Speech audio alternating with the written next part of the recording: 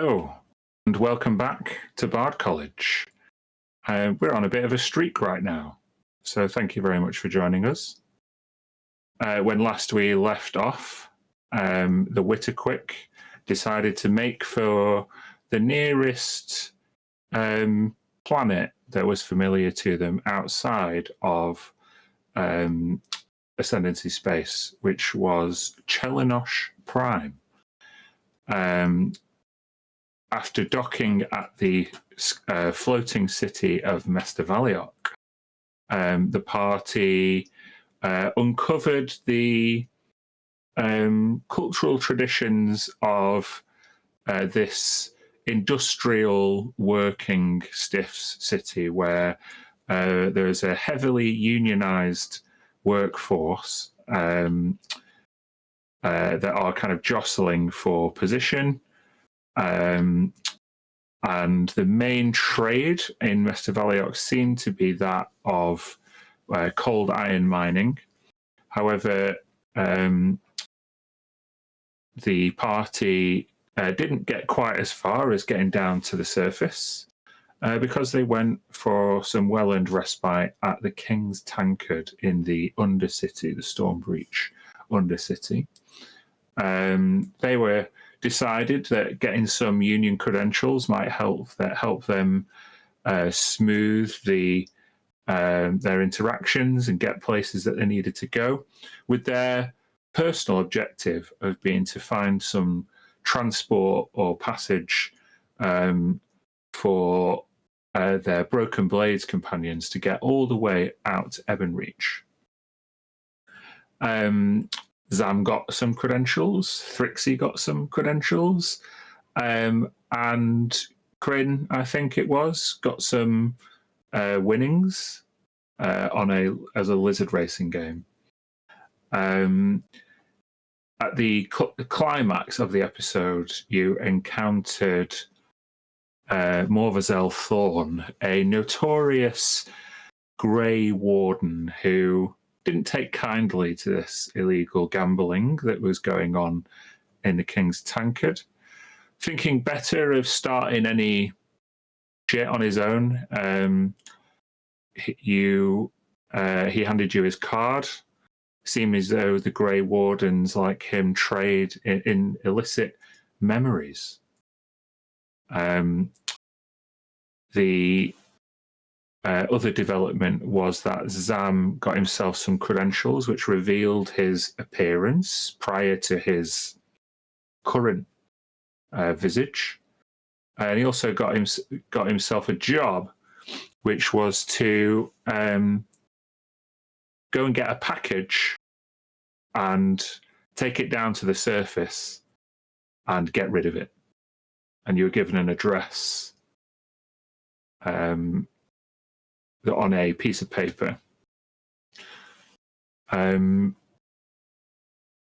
You are in the King's Tankard late at night now. The bard, Selkia, has been, she's done a couple of ditties, and a few of you have managed to take in a few drinks. Lash is keeping herself to herself still I don't think you'd left the King's Tankard, have you, at the end of the last session? So definitely for those people who've been in captivity, like Lash and Thrixie, they are enjoying having a few ales amongst these working stiffs. And we'll pick up with you guys at the booth. What do you want to do?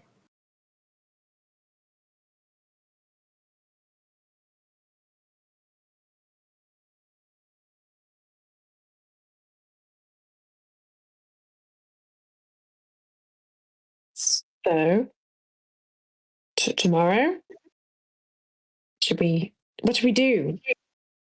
Someone suggested that I go to the Hallow Spire to find some work.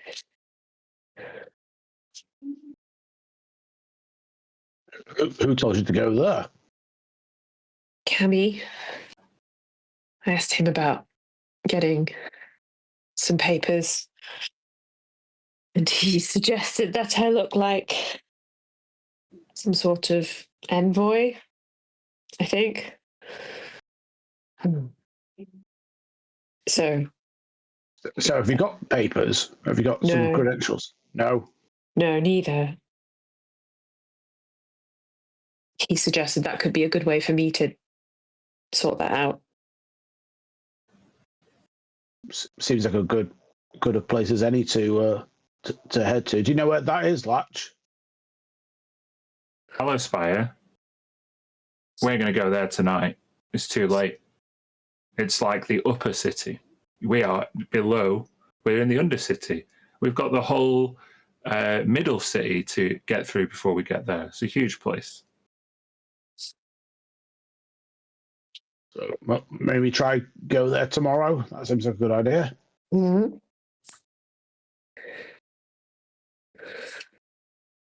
But does anyone else have any other ideas? Well, the money seems to be in this this iron that everyone's digging at the surface. So was there a way we could get any union credentials to do that? Trixie says, well, I've got the Mining Guild credentials, but that might only get me in. We all just need to get down to the surface. We can all have whatever reasons. If that's what we're... She kind of looks over to Zam. Weren't you talking to a union boss as well? Yeah, I got credentials too. He wants me to do a small job for him. But I think you're right, Trixie. I don't think we can turn up to the gate with one set of credentials and say, hi, can we all go to the surface? I think we're going to need more. Oh, Latch, do you know where this address is? And I'll show her the piece of paper. I want you to make a Arcana check, please, Zam. 15. With a 15, you didn't notice the last time, but when you inspect this piece of paper, the address writes itself.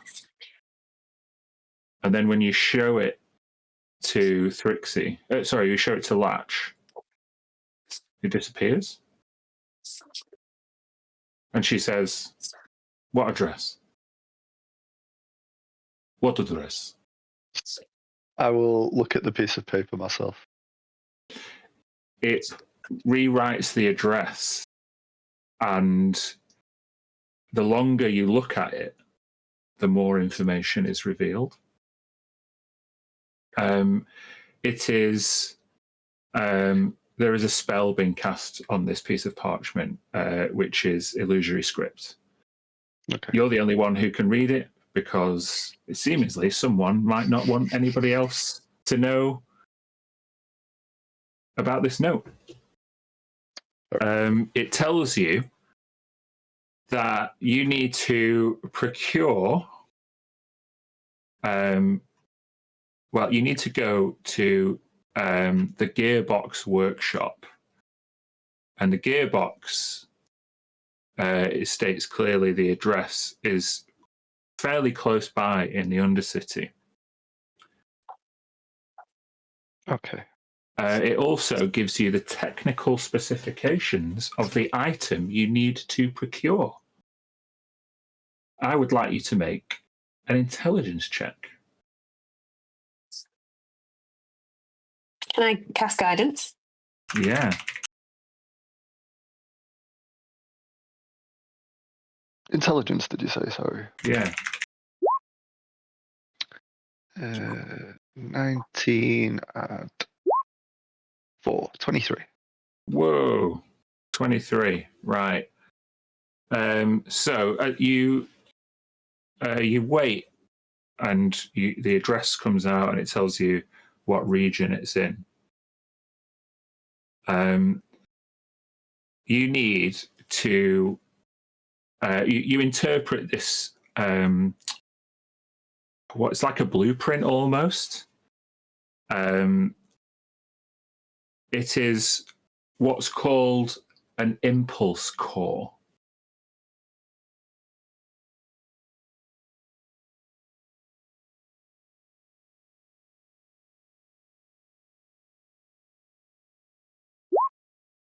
With a 23? 23, yeah. An impulse core looks like, well, it's the thing that would make a very complex machine run. It's like the CPU or heart of a very complex machine. A power source or the brain? The closer to the brain than the power source. Okay. Cool. I suppose I could just walk in and pick one of these up off the shelves and that'll be fine, right? I would relay that to Latch. I suppose she's communicating with me about where stuff is and things like that. But I'd say, guys, supposedly I've got to go and get an impulse core. Anybody up for doing that? I mean, did you get your credentials from some fella? Some fella just giving them away in here? There was earlier, yeah. I'm not sure if he's still here. Gave me credentials, said go pick this thing up that no one else seems to be able to see, and I've got to go drop it off at this other place. Could you persuade him that you need extra people to go with you? I could ask. I think he's a bit secretive about stuff, though, because if you try and read this, Ina, and I'll pass her the note. Just a blank piece of paper. Oh, yes, I see. It's a bit weird. Okay, I'll go and try and find him anyway, see if I can get some more credentials. Okay. Make an investigation check. We'll see if he's still around. 13. Yeah. He is making his way out. You can see he puts this jacket on. You are talking about Lorcan Stucker, who looks like this. Oh, we got an image. Whoa, that's so cool.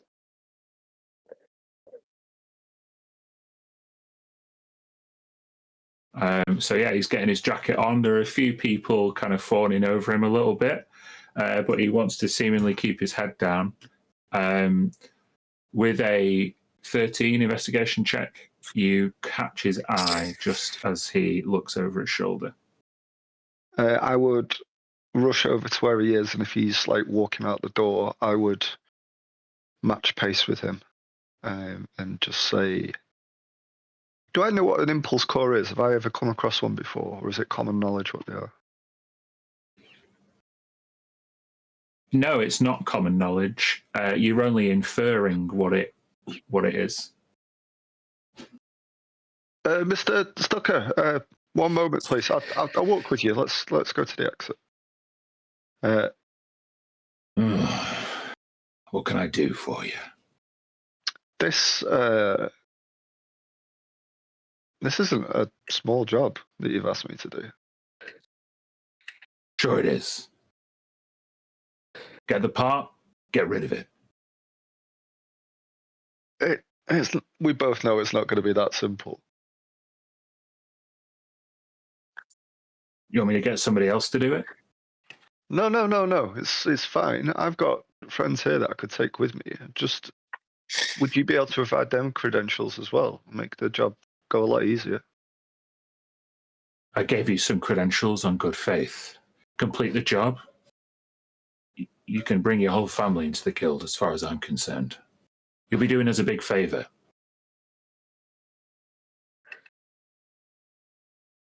Not even one more? I'm not asking for a lot. As you say, like I'll be doing you a big favor, just possibly one more credential?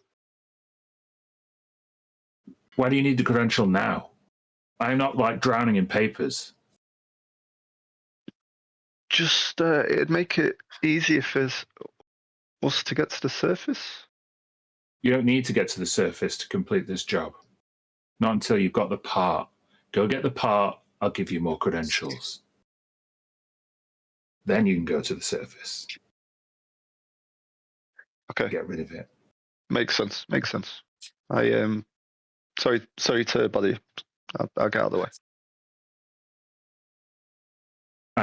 He reaches out and, well, he tries to grab you. He goes to grab you by the collar, but you are made of goo, and you can tell.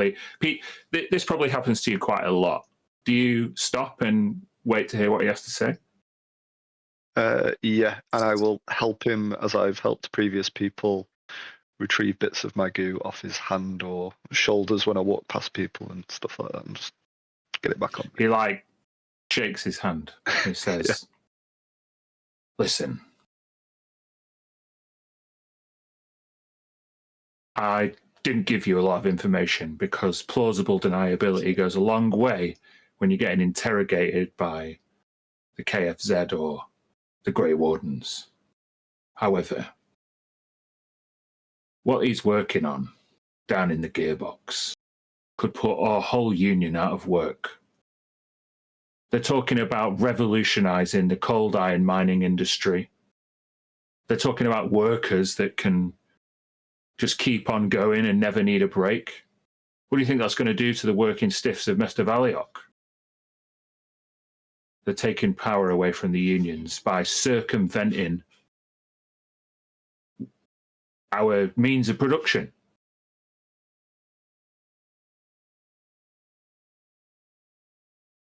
And you want rid of their ability to do that? For the good of everyone on Master Valiok. How'd you like it if they automate your job? Huh?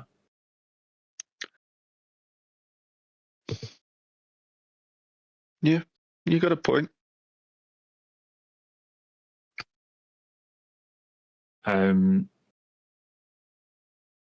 Anything else you need to know?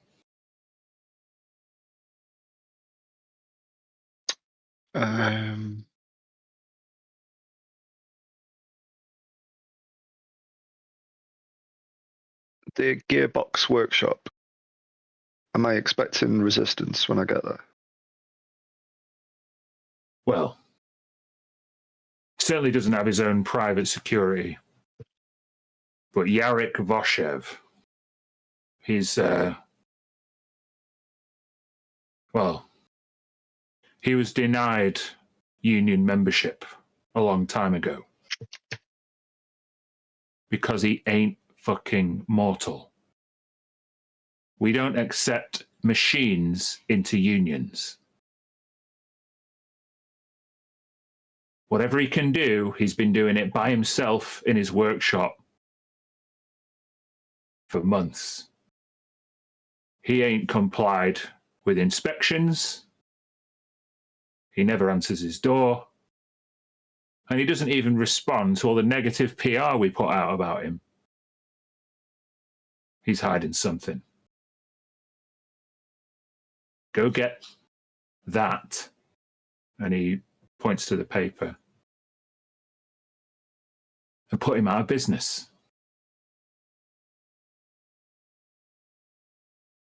You say he's a robot? No. He's,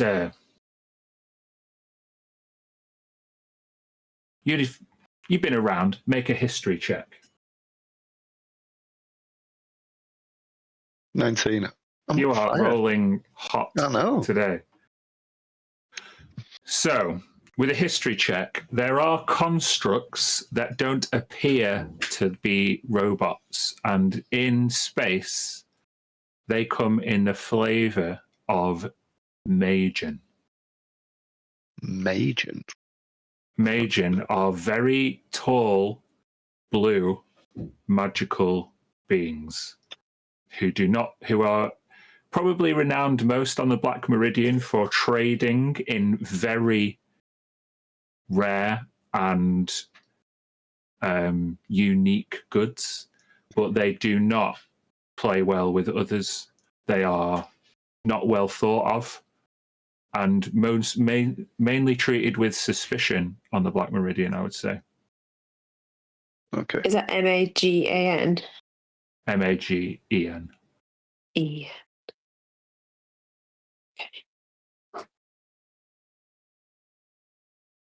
You also know that they, because of their size and magical expertise, they'd be a formidable opponent. Okay. Like a shudder, like when you get a chill up your spine, but it's like a ripple on Zam goes up his back when he hears Magen. Oh, I've not come across them before, but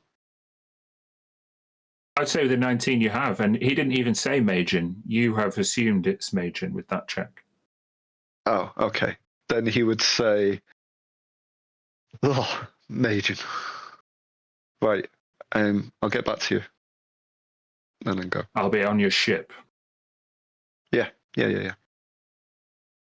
And he puts a cap over to conceal his cybernetic enhancement. And he takes a cane from beneath next to the coat stand. You see a few people kind of giving him a wide berth, and he ducks out of the Union exit. I'd go back to the group and slam the paper on the table. Say, well, Stucker, who's just left, said he can get us all credentials. But this is the deal.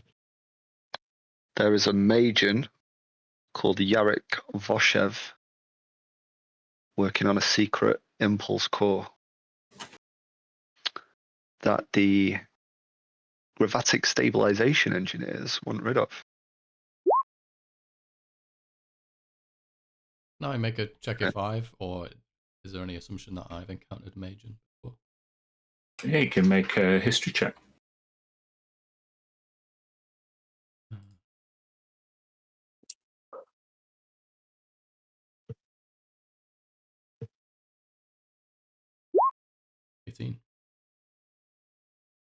I would say, Corinne, you probably arrested one or two Magen in your career who were trading in undocumented contraband in consec space. With an 18, I'm going to say you saw one pull a consec enforcer's head off with its bare hands.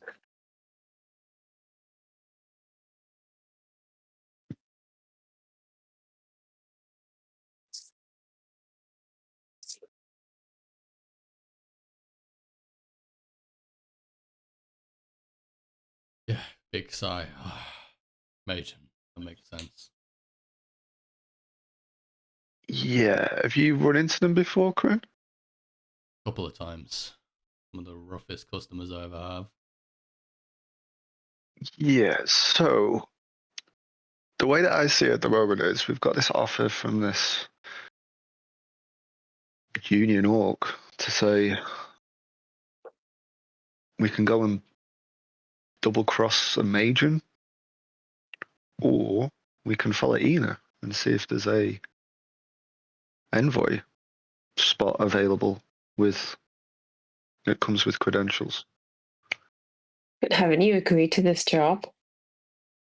Yeah, but I've agreed to loads of jobs in the past, Ina. It'll be fine. I could just I lost the paper, mate. Oh, I don't know where it is. Do you know what I mean? It'd be fine. He did say he's going to be on the Witterquick later, though. So that could be a problem. Okay. But that's not for now. We've got to go to the planet and... Do you know what I mean? One thing at a time. I think we should do your thing. Oh. And he, puts his fingers in his eyes.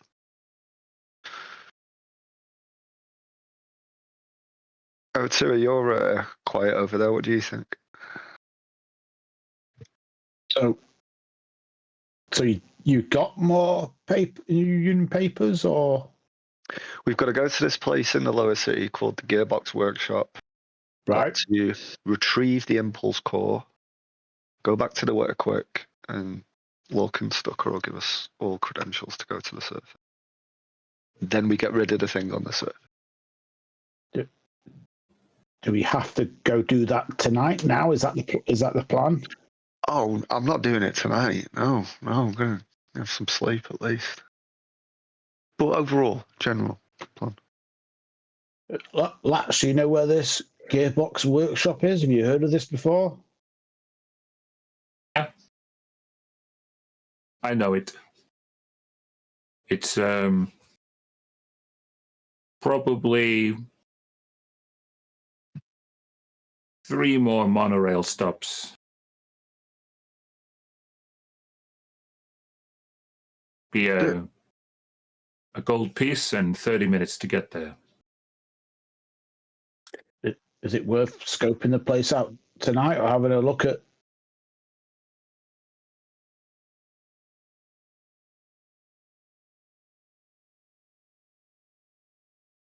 Or do we just want you're to asking Lash. head You're asking the team? Or do we just want to call it a night and try heading there in the morning? No rush to piss off a Major, I'll be honest.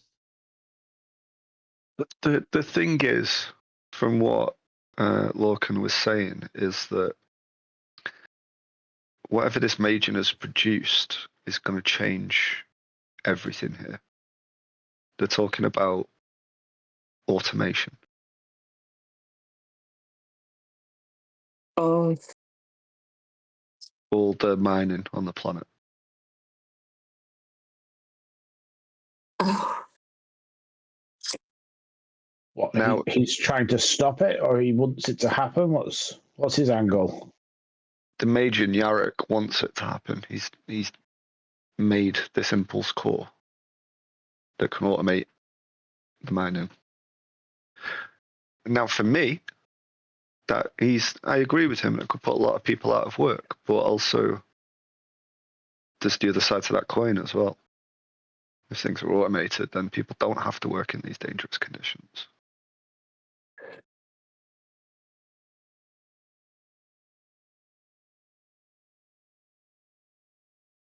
I think we should at least speak to the Major. Find out his side to the story as well. Lax, what's your take on automation for Chelios Prime? Would this be a good thing? Would it be a terrible thing? On the one hand, many union workers would be unemployed. There's not a lot of other work up here in the Sky City. But on the other hand, the Ascendancy kept its dominance in its early colonial days through technology. I think some people down on the surface would like it if Chelios Prime caught up a bit. I can't tell you what is right or wrong. I left Chelios a long time ago.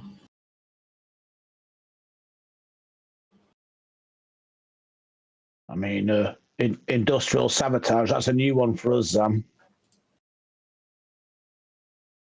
Yeah, I'll add it to the list, I guess. Aren't you two all about being paid to do the job and not worrying about the consequences? Oh, I didn't say I was worried.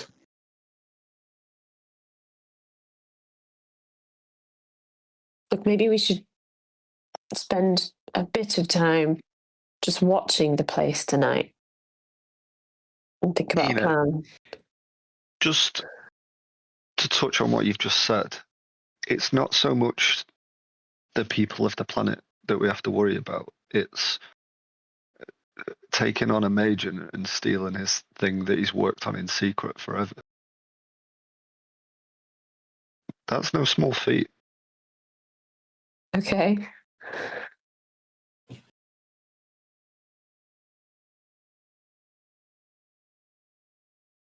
I'm going to just give like Ina a little nudge. Like, we'll be fine. You got this.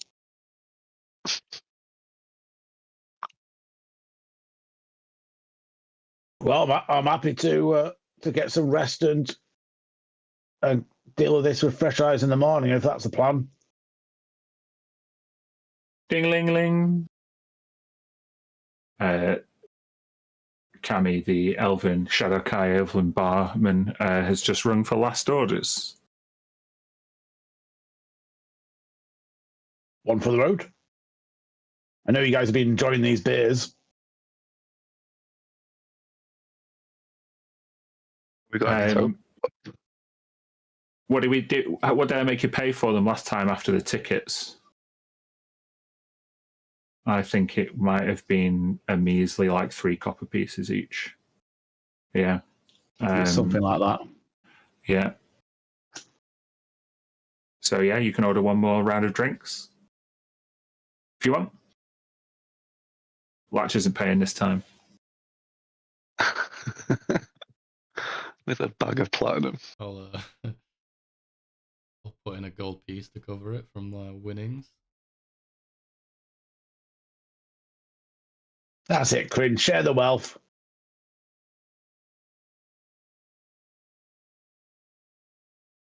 Okay. Cammy leans over, says to Crin,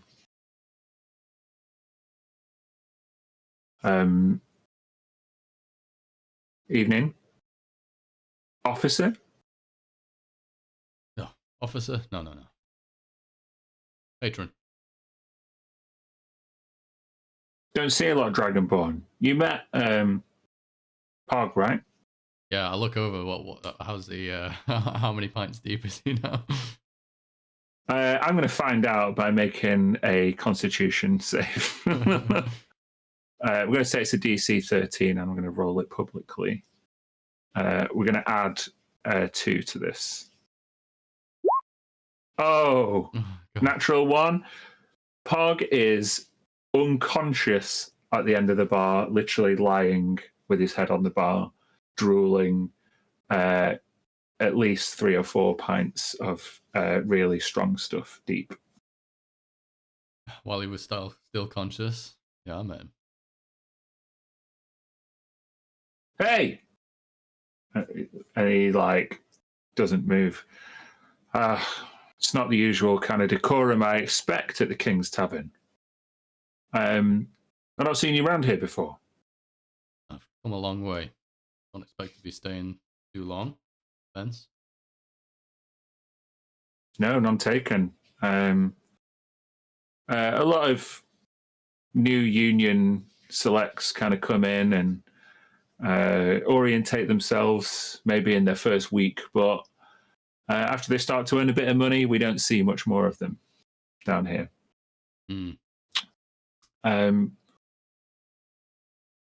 I noticed you and your party won a bit of money on the lizard racing. Oh yeah, we'll have another round. Anything in particular, or just kind of the brown stuff? Same. And he goes about pouring you out a few drinks. Say, where are you guys staying? Actually, I don't think we've quite figured that part out yet. Oh, it's real late. You don't have any rooms? Make a persuasion check.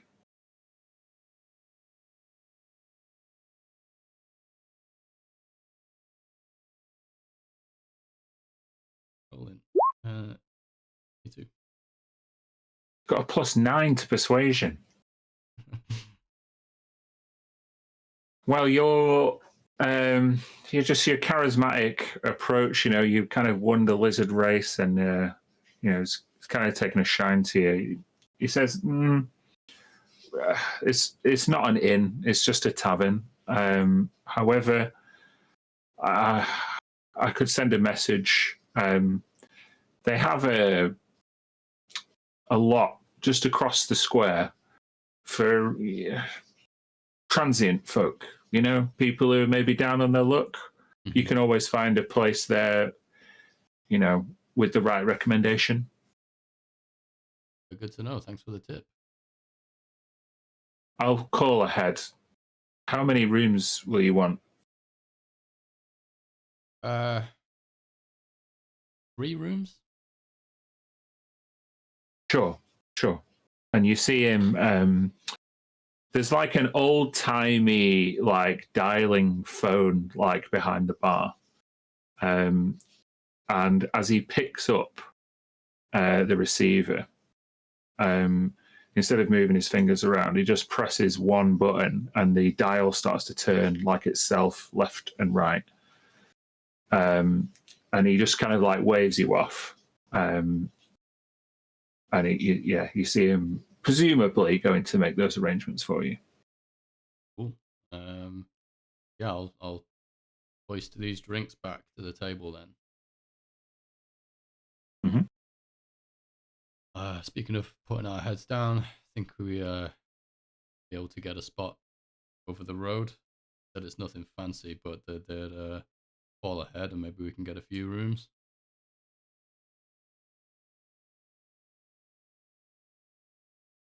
No, yeah. Yeah, it's great. Think. Yeah, nice. So, if there is a room waiting for you, and it's very local, is the plan just to go and retire? Or is anyone deciding that they do want to go and do some scoping out? How far are we looking? 30 minutes on the monorail. You could still get a decent night's rest if you didn't spend, if you went for a look, case out the joint, you could get back in time for a long rest. Wouldn't hurt to have You wouldn't really be able to accomplish much else, though, other than rest when you got back. Yeah, I'll go. Hurt to have a little midnight stroll.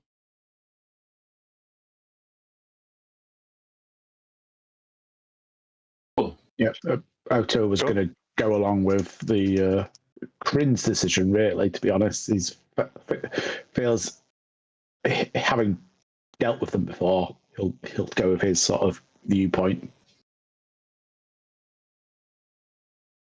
Okay, well, you've all got another round of drinks right at last orders, so having finished that, I'm going to ask you all to make a Constitution saving throw.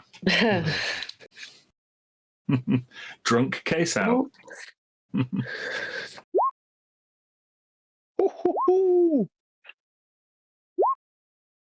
Whoops. Oh, mine's not with advantage. Okay. Zam's fine. Prin's fine. Where's O'Tua's? I think that come through. It's not a concentration check, so... It's a Constitution check. Yeah, because I'm rolling a con save. It wants to... It's giving me okay or cancel. Those are my two choices. If I say okay, it'll go through with advantage, even though it's not with advantage. But we can still see the first one. Yeah. Just roll it and we'll take the first roll. The first one is always the left-hand one. And now it's just not rolling it through for some reason. Let's go a refresh.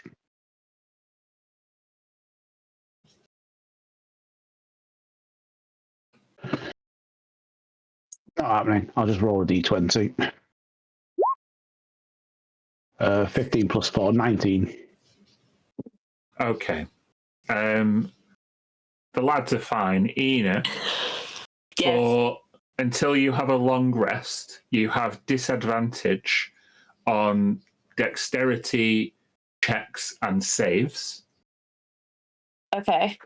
You have advantage on charisma checks and saves. Ah, get me in there. I'll talk to him. It'll be fine.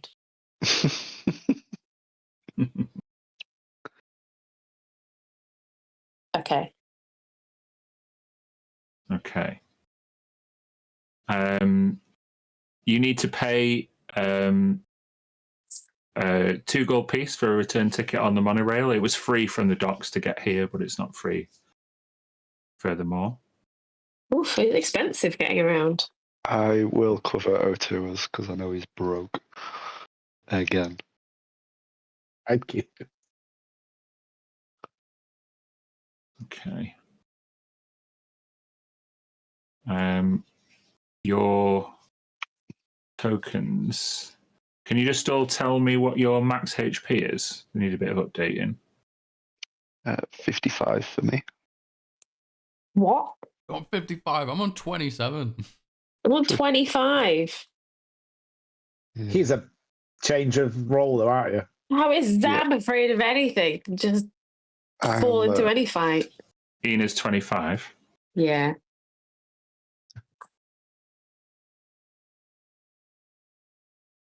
Yeah, we rolled to Barb and rolled well on my HP. What's O2 is? 47. God. Oh, You can both fuck off. Warlock's got twice as much as the paladin. Yeah. Like, That's the high constitution and the tough feat. I'm not having any like, oh, what if it's hard? What if there's a big scary fight from either of you anymore? I haven't. You're both I don't. tough as fuck. I've not even taken the tough feat yet. I didn't think of that. Hold on. I think I've got you. Just How long was the monorail ride? about 30 minutes. Damn it. Why? I can't have a short rest in 30 minutes. If you finished, I can give you a short rest after because you took that pint. Definitely. Sweet. Can you all see that now? Can you all on the map? With limited visibility. Yeah, it should be Yeah. limited visibility. Yeah. Yeah. Oh, It's cool. very late at night. We're talking it's probably midnight now. Midnight, I would say. You get to a very industrial part of the Stormreach Undercity. Following Latch's direction, I'm going to say for this point, Latch and Thrixie probably go and sort out the accommodation. Sounds good. Yeah, but you guys kind of have taken to scoping out the gearbox. Now, what you see in front of you is a well-lit workshop, but it's it's not the main entrance. This is like when you go to you see the entrance to the cellar outside a pub, and there's a bit for dropping all the barrels into the cellar, and there might be a gate around the side for lorries to come in. That's where you are. So you're not in direct view of the front door. You can see the front door, or the gates rather, just below you down this way. But this workshop is well lit, and there's lots of windows.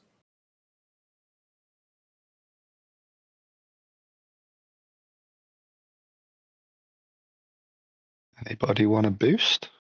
Is there any sort of... Is it well lit that we can see the windows, like any devices for the traps or anything like that on the windows? Are there any traps on the windows? Yeah. Not That's that you what I'm can looking see. at. Okay.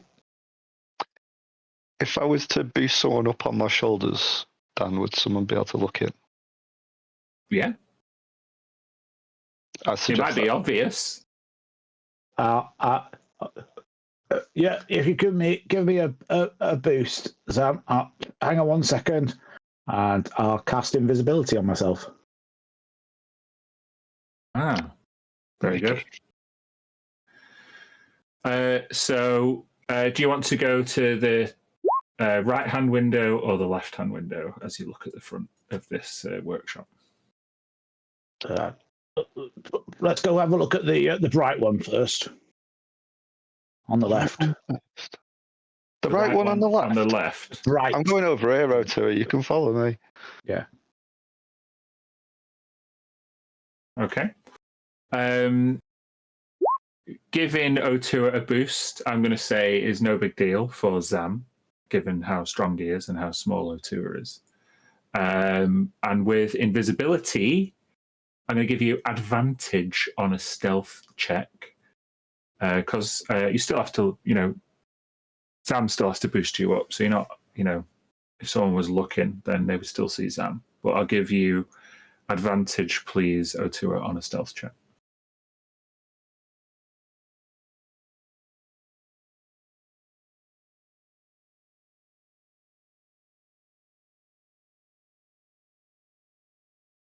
It's just not clicking through today. So it just sent the spell through and then not doing that. So let's just roll 2d20s. 10 plus 4. 14. 14. Okay, give me a second.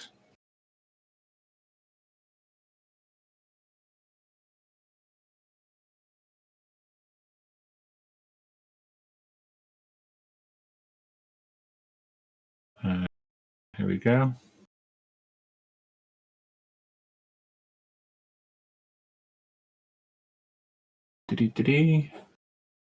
Yeah.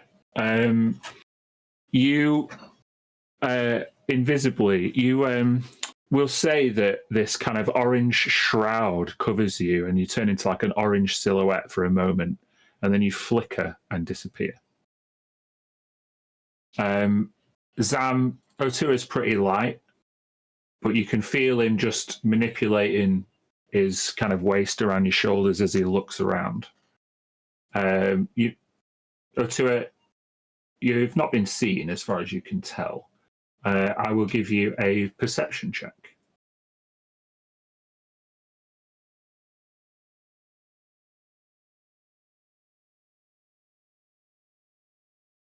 Plus 4 is 23. 23.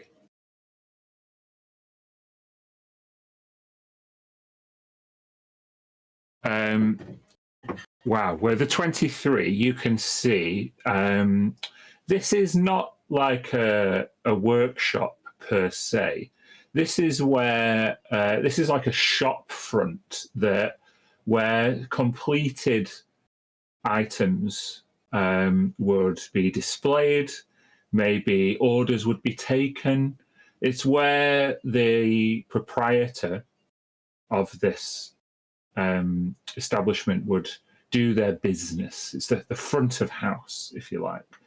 What you can see in the front of house, numerous things. You can see various plasma weaponry, long swords, great swords. The plasma gives off a delicate green glow. What is perhaps more interesting, I would say, perhaps to Otua, is you can see plasma cannons meant to be mounted on a ship.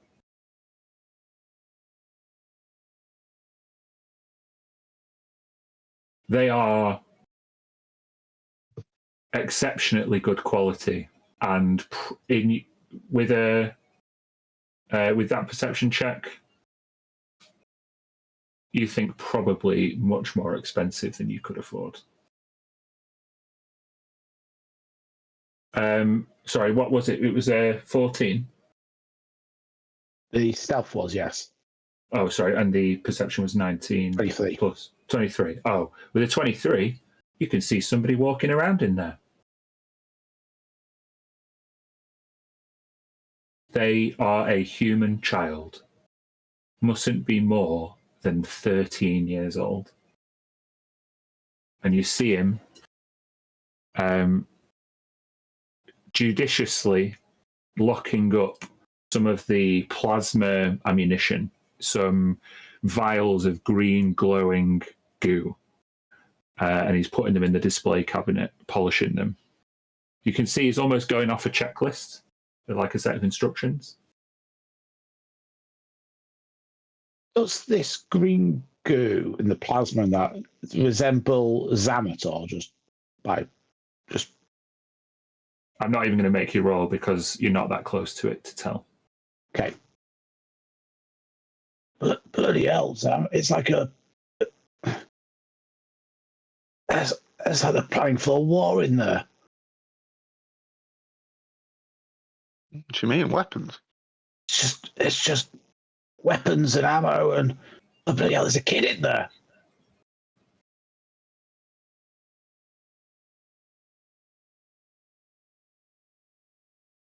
What? There's a kid locking up. They must be closing up for the night. I mean, it's a bit late to be doing all this, isn't it? Does it? I'm confused. Does he look like a guard? You say kid? Just... You mean like a young? Yeah, a child, a human. He's just locking up some of the ammo and bits and the equipment, tidying up. So this place must be open fairly late if he's only just doing that now.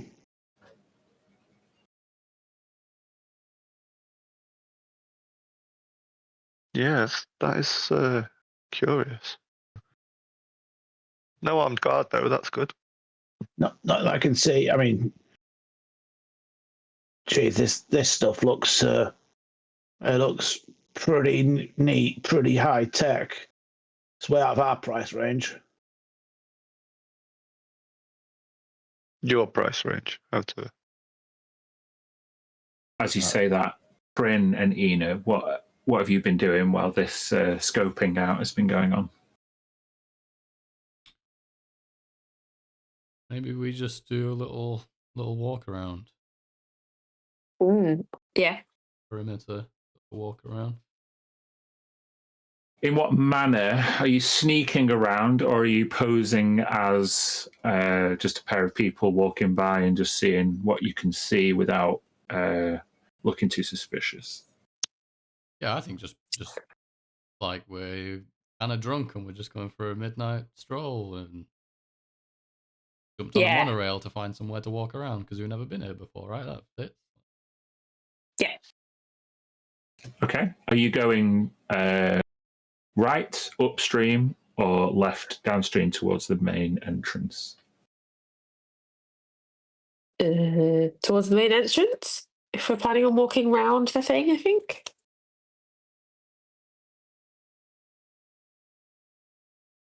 So I'll take you down here.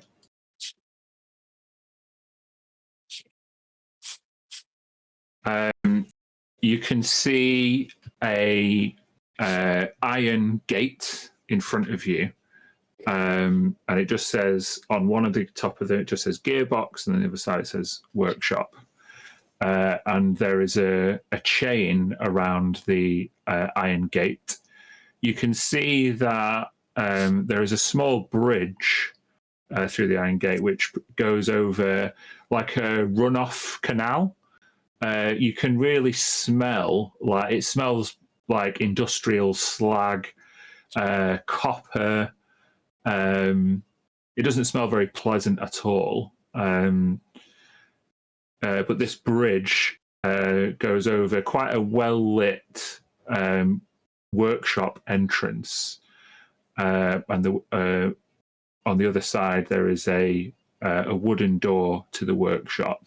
There's two sconces either side of the wooden door, which are producing an ever-burning flame. So they don't look like they're blowing around in the wind. They're just always on. You see four more natural-looking braziers, which are kind of smouldering and gone out at this time of night. Make a perception check, both of you.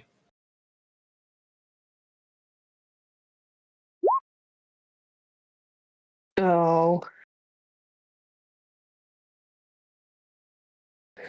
Too drunk. Quinn, there is no security in front of the door. Just a little bell that is like hanging just outside to the right.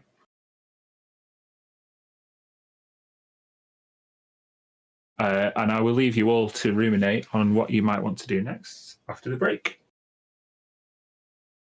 All right. Thanks very much, everyone. Ooh. Bye-bye. Bye.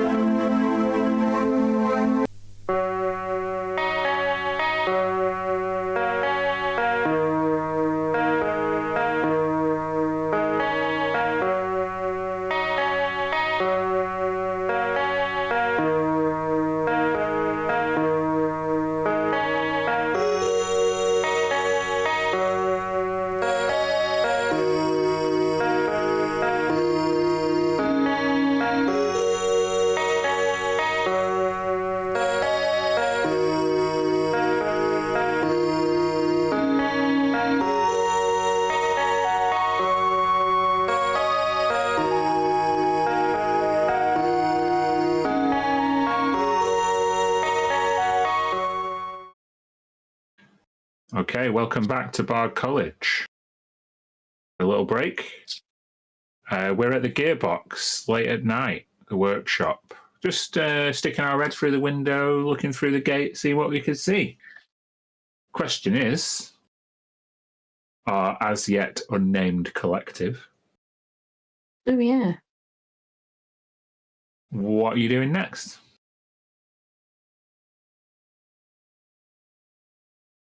We continue on sort of around the perimeter. We'll walk around, or do we kind of stop at this bridge?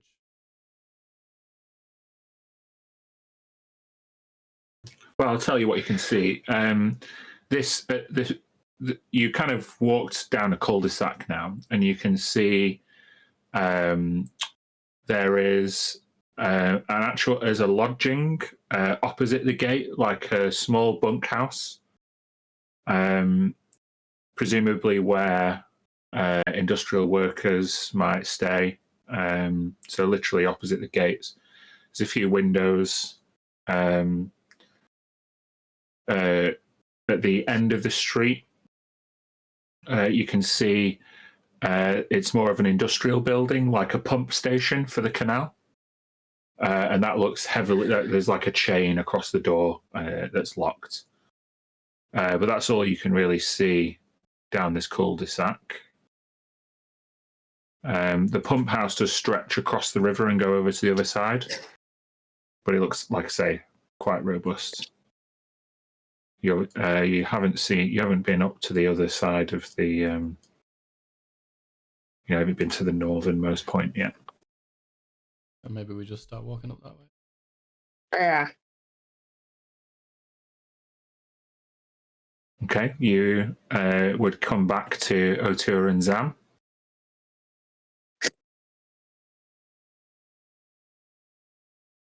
Maybe just pass by without. Yeah, just keep walking. Okay. Feel free to move yourselves.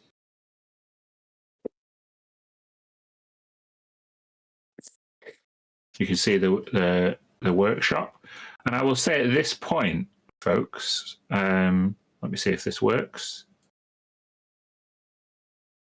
I'll go on the lighting layer. Yeah, at this point, the lights get turned down. Beep. Oh. Beep.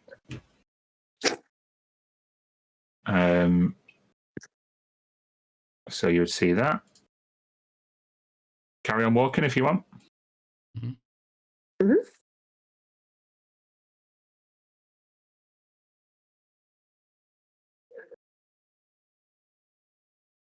On this side of the street, this one it looks like a warehouse, like a small warehouse with an office. You kind of stood outside the office entrance, but it might be where industrial components are stored. It looks pretty grimy. Straight ahead of you is a watchtower. Ooh. Kryn and Ina. If you want to take a closer look at the watchtower, you are currently just walking as like two people would. You will need to make a successful deception check and a perception check. One of you make one, and the other one make the other. Ooh. Only if you want to. You don't need to take the risk. You're better at December. Okay, I've got +5 for perception, so I'll do that.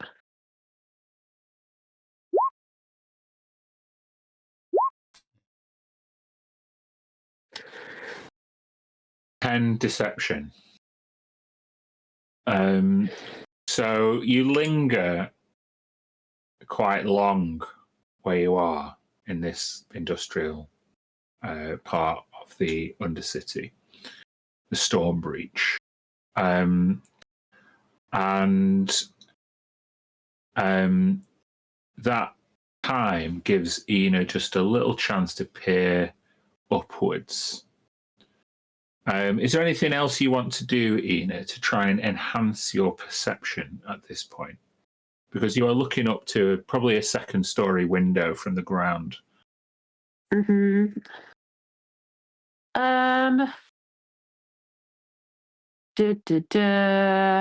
I could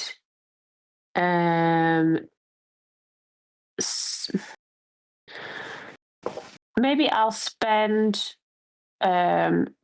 some psionic points to detect visual illusions within 30 feet of me.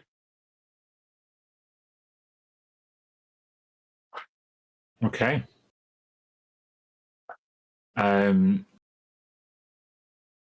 At the very edge of your consciousness, you kind of shut your eyes and your third eye opens and looks up. It does raise the DC of the deception check because it's very unusual. However, you can see that the watchtower, there's no light coming from within. It looks like an empty building. But with your power to see through illusions, you can see that it is deliberately, the windows are like blacked out with illusory magic. Oh. And you can see inside there is a night watchman looking directly down at both of you. Deception check failed. Perception check passed. He looks quite stern, and he looks like he's getting ready to come down and give you a telling off. Shall we head back, darling? Don't break anything. This way. We'll wander. Drunk. Yeah. Not speedy. And I'll close my eye. Okay. So you can move your token wherever you like.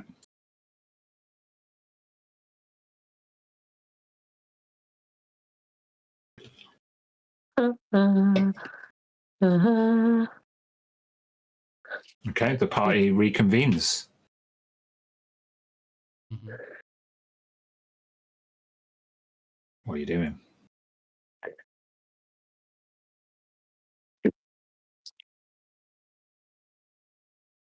I'll be like, it's boring around here. Let's go find another pub. Capital idea. Are you all making haste? Yeah. What about Zamino Tour?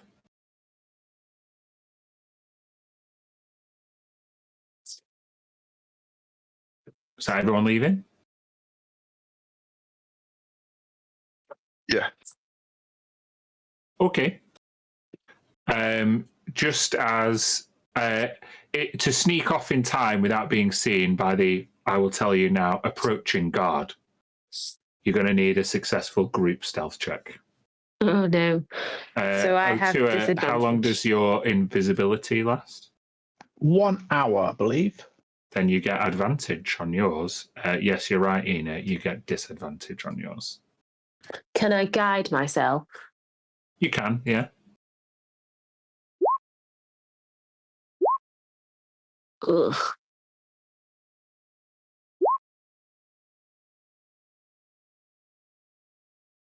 Prin 5, Ina 13.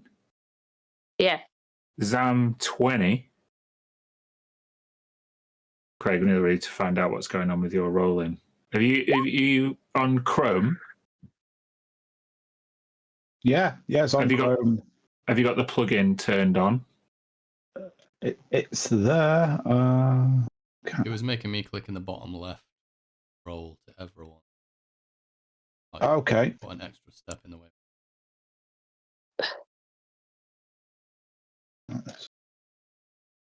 Right again.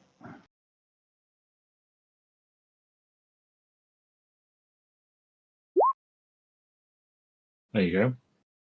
There we go. I'll take that one. So it's 18, 5, 20, 14. Against. He just. It's not a 5, is it? It's a 9, is it? 9. Oh, sorry. Ina's got a +4. I didn't see the +4 on it. Yeah. So 13, 5, 20, 18. He's actively looking for you. His passive perception is 14, but we're going to make him roll a check.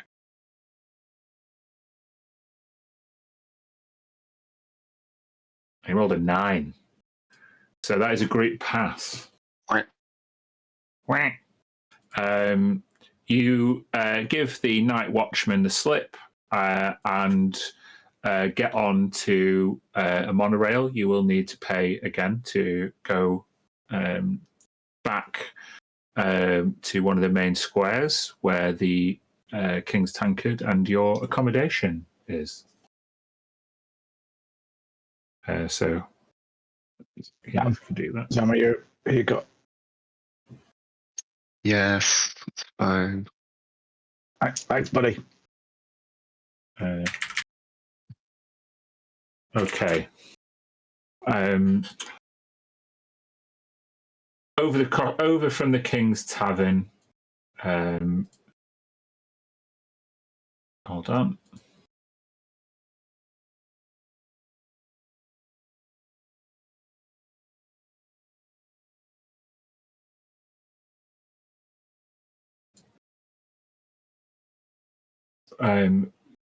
You come to this very brutalist square block of flats, basically. You can see an elf outside, a Shadowkai elf. He has close cropped hair. He's quite a large man. But yeah, he's with his close cropped hair, you would see that it's like close cropped at the top, shaved at the sides. He wears silver earrings, and he's almost got like an albino pinkness to both of his eyes. He stands really, really tall, but he's wearing almost like a toga. Really, really kind of lo-fi dress. And you can see he's physically like sweeping up out of the front of it's like the ground floor is like a soup kitchen almost, and there is like a makeshift sign just for the soup kitchen part on the ground floor called the Hungry Fool.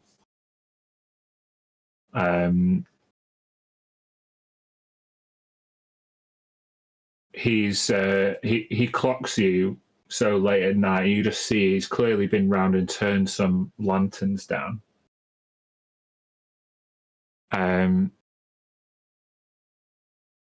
He looks over. Who goes there?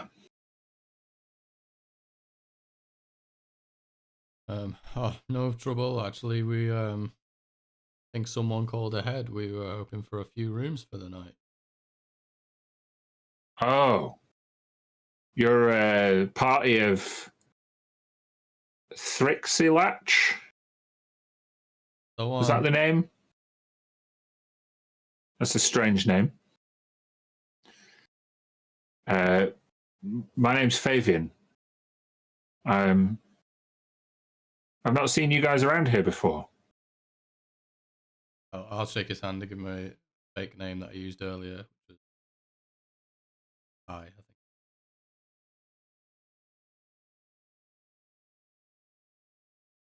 Make a deception check. Well, I've got the actor feat, so if I'm trying to act as someone else, I get advantage. Great. Oh, Sailor wants to play. Woof. Type the name for me. What was the name?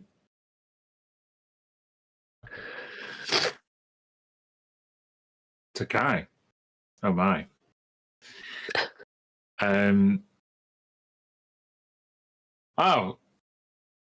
Yeah, that's the name that your gnome friend gave.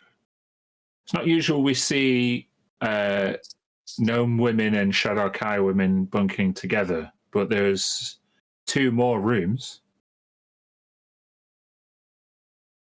Well, Is that suitable? There's quite a few of us. I'm sure we'll manage. There was 3 rooms between the lot of us. Yeah. The lady. Bear with me.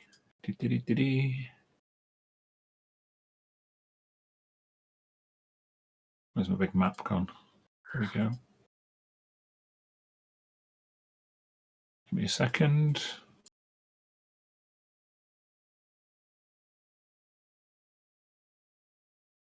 Oh yeah. The lady Salandra. She had credentials. We don't need to see your credentials here. This accommodation is run for the benefit of all those who find themselves between jobs.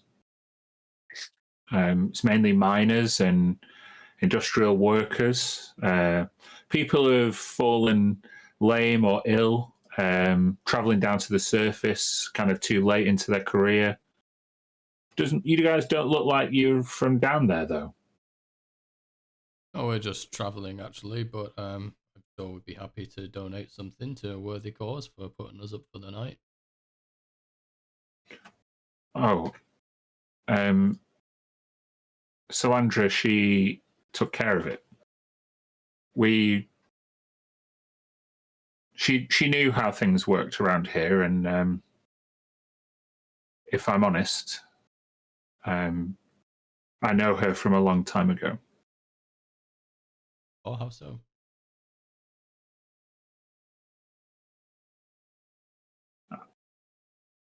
We both came up from the surface together and decided not to go back. She saw Mester Valiok as a stepping stone, and I saw it as a makeshift home. I just do my bit. Please. And he hands you 2 sets of keys. Salandra and her gnome companion are just next door to you.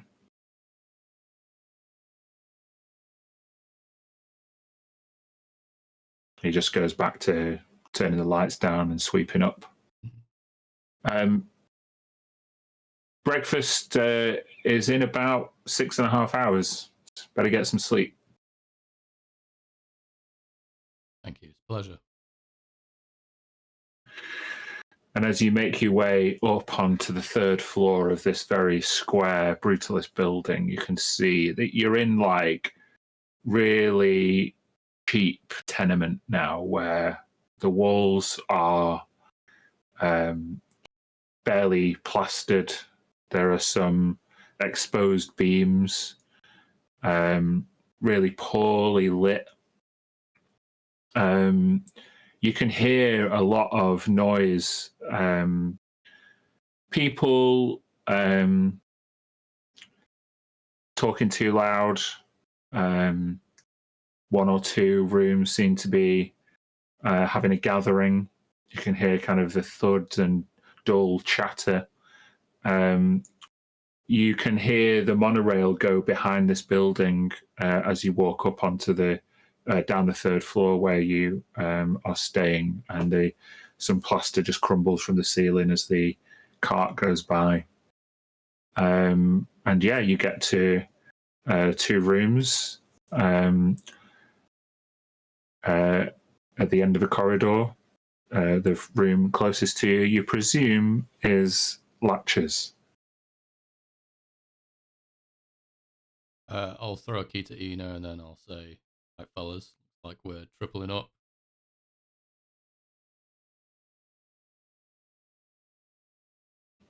You sure? Yeah, don't worry about it. I'll be out like a candle in the wind. Thanks. Open the remaining one and for some solid floor, crash out. Yeah, you see in the rooms there's basically 2 single beds in each room. So in the Ina, you've got a choice. You can be by the window or by the door. There is like a sink plumbed into the wall. As you kind of look over your shoulder to close the door, you can see there's a sign to like there's just a shared bathroom at the end of the corridor.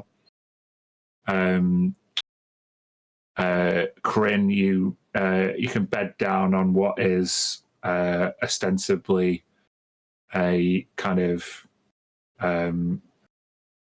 it's barely a carpeted floor. It's really kind of rough. But you've probably slept in worse places. Ron Daki, Yeah. and he doesn't mind the cold. No problem. Yeah. So that leaves Zam and Otura to take each of the beds in Crin's room. Ina, the one, if you take the end room, the one solace for you is you get a window that nobody else has. And the window, you can see just a long, kind of almost a tunnel of metalwork, beams, pipes, the monorail going out over to the left. This construction, this city is a marvel. And even in the heyday of the Ascendancy, the elves, the astral elves, were not able to achieve a floating city of this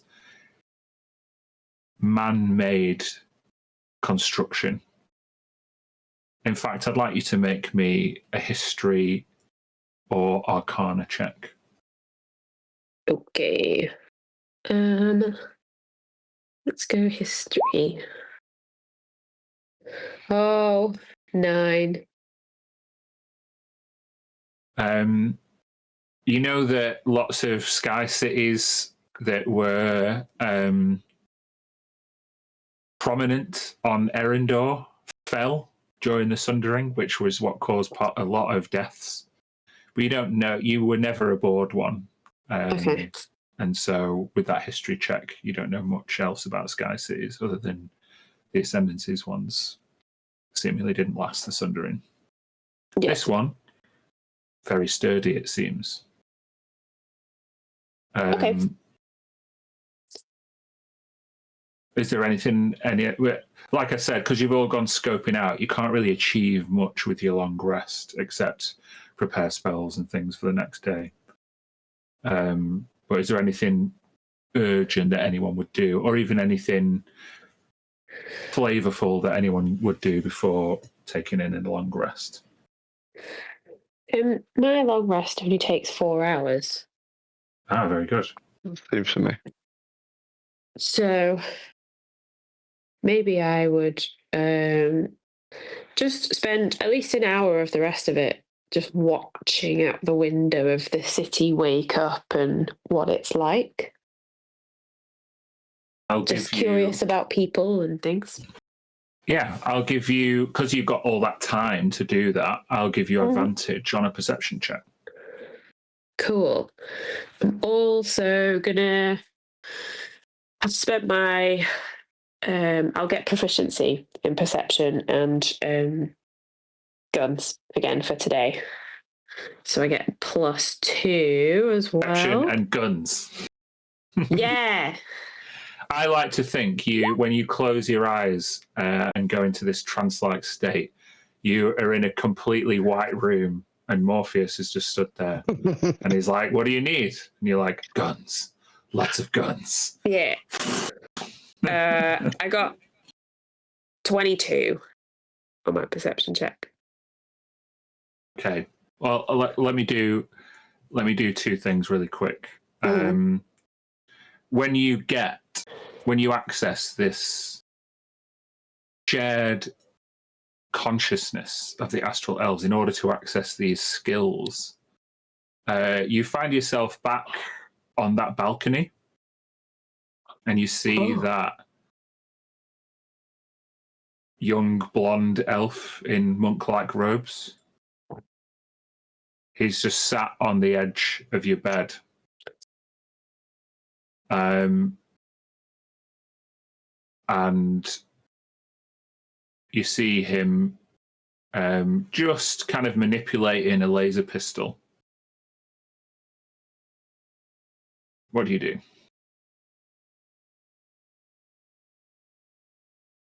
Can I have that? He spins it around proficiently. Wait, can you teach me how to do that?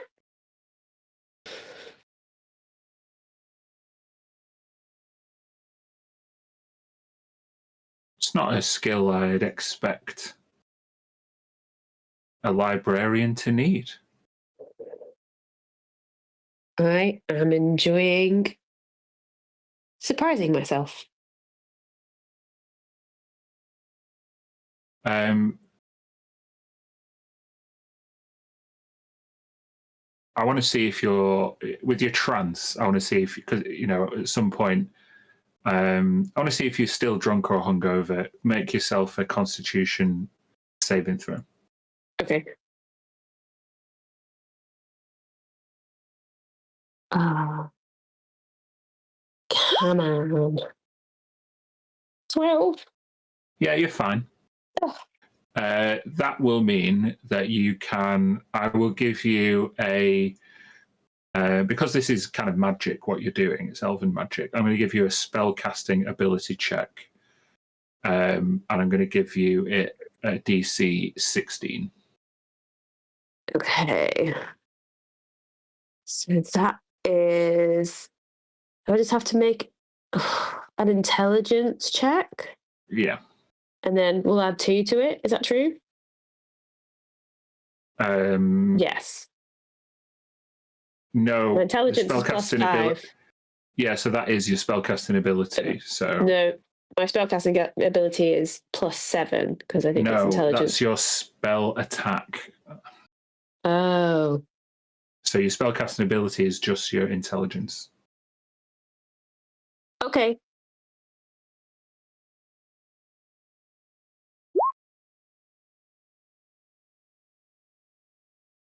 I'll let you guide yourself if you want. All right. An in-dream guidance. Got a 16. There you go. I will say that for the next 24 hours while you've got this firearms proficiency, you will be able to use you'll be able to use heavy weapons, i.e. like two-handed firearms, which you may not be strong enough to do normally. Okay. Cool. He shows you some techniques with the gun, and he places the gun in your hand. Well, towards your hand. Mm-hmm. Do you take it? Yes. When your hand connects with the grip of the gun, you are flashed into a different place. Momentarily, you stand opposite Tharivold on the Witterquick. Oh. Young Tharivold or old Tharivold? Tharivold on the Witterquick as he is now. Okay.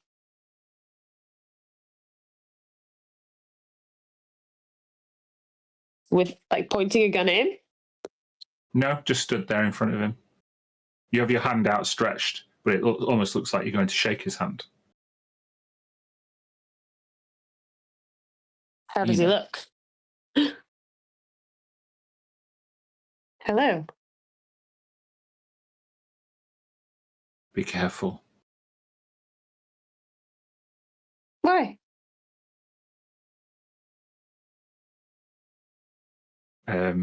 You wake up. Cool. All right. Your perception check earlier was a 20, and you were watching the city go by. Yeah, 22. Sorry, 22. You, while most of the people are sleeping, what you can see with the 22 is you see an actual contingent of Shadar Kai in black religious armor. They, you see them getting a bit of abuse. The way that anyone kind of preaching a religion on a busy street might get some abuse in a democratic, secular society. Yeah. You see one person, one worker, fall in front of these KFZ patrolmen. And with that perception, you see one of the KFC patrolmen goes down to assist, and this worker just gathers up all their stuff and it is really scared of the KFC patrol person. This KFC was only trying to help, and they just pick up all their stuff and just run down the next corridor. And you see the KFC just kind of look to each other. Their armor is like, it's not very functional. It's quite symbolic. You see kind of like sharp shoulder pads go into like a narrow breastplate. It allows a lot of range of movement with arms and legs, which you can see are both quite exposed and heavily tattooed. You would get the idea with that perception check that they're both quite low-ranking KFZ people, but they are unmistakable. They stand out a mile. Okay. Zam, you also have time. Yes, I think watching Kryn get comfy on the floor, Zam would go over and kneel down next to him. And he'd just say, like, in a hushed tone, "Listen, Kryn, take the bed. I'm no good with beds.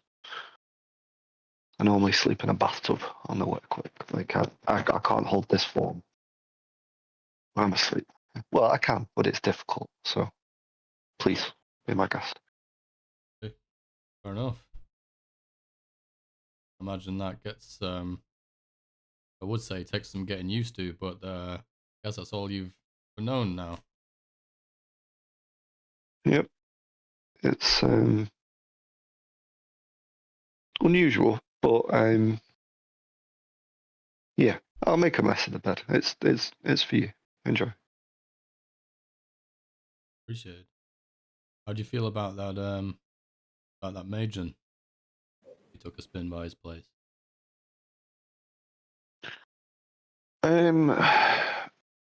So for my little recce, I think we've got the workshops must be in the back, and they have a storefront where they sell goods that the Major make. That's what I got from what we were looking at. If he's got something like an impulse core, it's not going to be on a shelf in the shop. But... No, they're used to dealing in exotic, unwarranted goods. Be smart, which you will be then. Yeah, it'll be hidden away somewhere. Pure. How do you feel about just going and talking to him? I don't think he'd grant us an audience, but if we could speak to him and find out his side of the story. It's better than getting my head torn off. I'm intrigued what his side of the story is. Weird, it's a couple of decades of never asking questions about that sort of thing. I wouldn't have second guessed whether this impulse core is going to put people out of work or save people from injured and killed down some mines. It's a new thing, and that decision to make for myself. I just want to survive. If we don't get this payday, we don't get this payday. I've lost out on the paydays because the price is too high to pay. We can definitely scope it out, but I don't think we should fully commit until we have to. You know what I'm really curious about is just getting planet side. See if Otua over here or Princess in the next room has any kind of reaction to something under the surface. Or it might be your turn this time. Hope not. Still, I just Well, if we can't help but keep chewing on that thing in the back of my mind about this network and these weapons and Nemocrux this and Bristol stuck in people's arms. I don't know what to shake of it. O2 hasn't been himself recently, and that worries me. Mm-hmm. I want him to be okay. If we can find out more about these things, then that would be beneficial for everyone. Do you think if we did take this impulse core, be an excuse, it'd be a route to fishing around down there, but you know, we might be able to get surface side without causing some.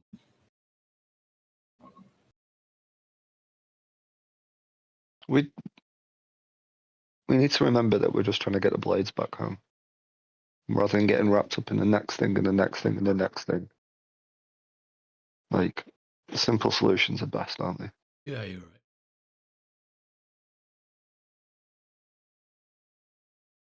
Right, you get in that bed. Let me spread out down here. And hits the bed like a sack of bricks.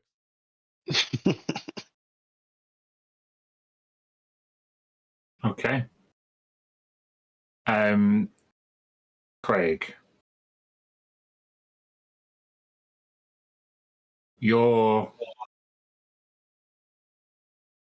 how would you say Otua sleeps through this night in this tenement building? I mean, having a bed is a comfort that, you know, he's used to the Witterquick. Before that, he was always used to like cramped conditions on board scrapjack ships. So it's near luxury for him, really. He's had a few drinks. It'd be out pretty heavy. I wouldn't say he'd be disturbed by them two talking. I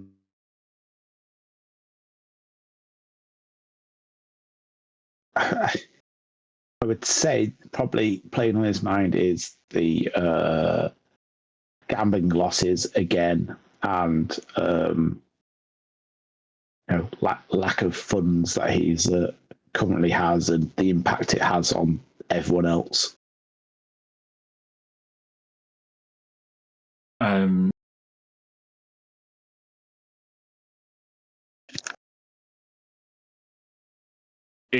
As you kind of relax and let your mind go back, kind of replaying your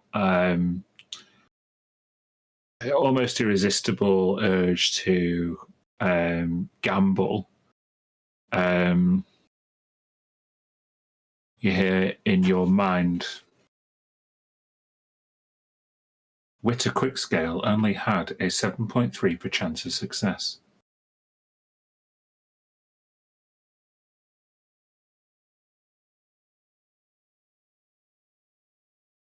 I think I can like talk subconsciously. Yeah, in your inner voice, you can speak. That's you again, isn't it? I'm watching, learning. At least that's one of us, I guess. My proximity to Calypsico has enhanced my firmware. I'm discovering new capabilities all the time. You would like me to use those capabilities to receive currency? I mean, that's part of the aim of surviving in this universe is being able to fund yourself.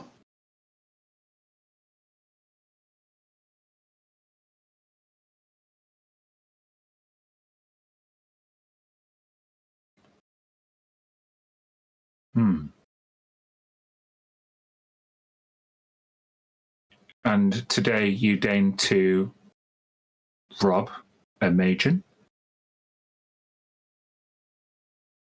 It's a job we've been given to do to again it's a means to an end. It's all I know. You get by to the next job and then try and get by to the next job.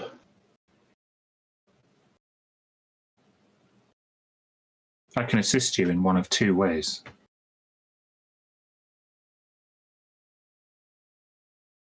I can help you establish the monetary value of items in the Magian's workshop, or I can help you exploit the Magian's vulnerabilities.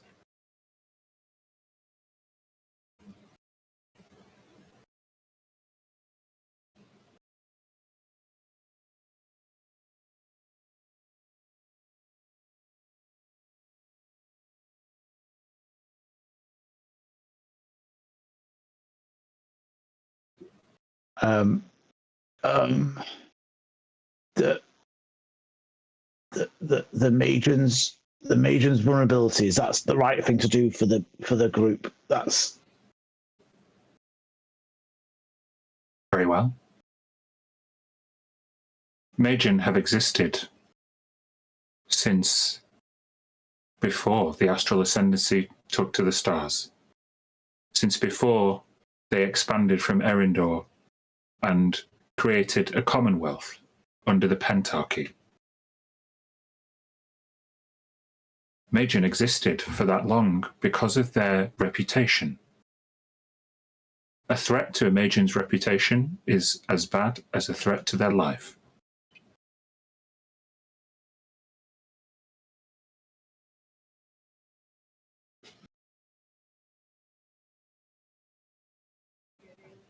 oh, so they're vain and public image is important.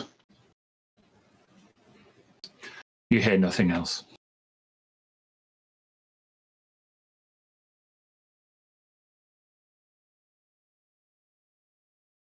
Excellent. You all wake up. Whether you wake up naturally or because of the commotion caused by the break of day, you can smell the various foods being prepared by Fabian in the soup kitchen downstairs. There are various people knocking around in this tenement who are really fallen on hard times. I want each of you just to make we're going to do a group charisma check, if that's all right.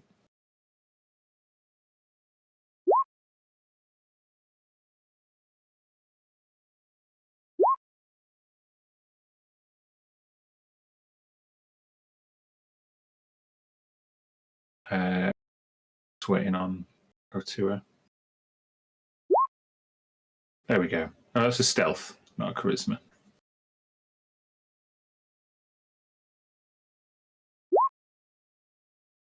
+5. 23. Kryn wins with a 24. Kryn, you, as you make your way down to breakfast, you have to physically step over on the first floor a strange creature. They are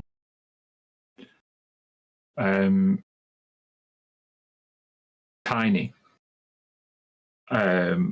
We're talking maybe half the size of Otua at most, maybe like less than 2 feet tall. They have really nimble hands and feet. They have like a kind of shaggy bob that's kind of stuck around their face with grime and sweat. Their eyes are completely grayed out, and you can see their lips are blue. As they reach out to you, their fingernails are black and they're cold. I don't know if you've ever seen a creature like this before. I'd like you to make a nature check.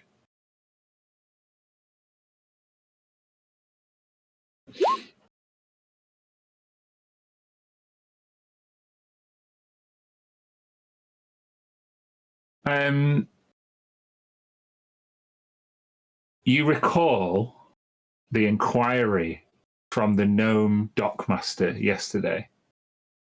Can you remember what they asked when they were checking that you whether you had something on board or not? Oh, I recall.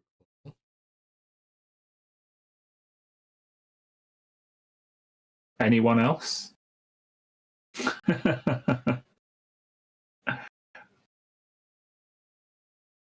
Faye.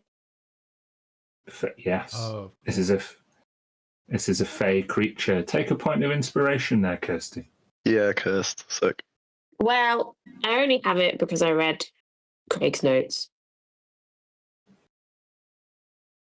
I'm only giving out one inspiration. Okay, thanks, Craig. They reach out to you, Kryn. Any spare change, mister? Oh, there. Careful now. He leaps up and flutters. He's got like butterfly wings, but one of them is really damaged. And so he's literally like using you to like stabilize himself as he coughs and splutters. As he coughs and splutters, you can see glitter coughing up, and the glitter's like, it's not like fresh sparkly glitter, it's like congealed glitter that's like stuck together. I will Prince says, hey there, a big lug like me might step on you if you're not more careful. And as I reach down the little creature's shoulder, instinctively gonna cast say 3 points of healing from Lay on Hand. Okay. As you cast Lay on Hands on this stricken creature, I'm going to give you, as Sorry, John frozen for everybody it's just else. my Yeah. paused.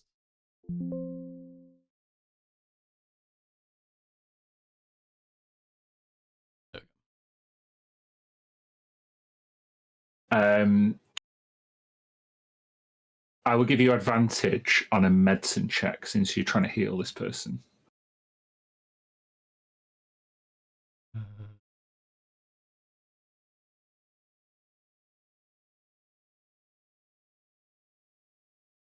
Oh, not 20.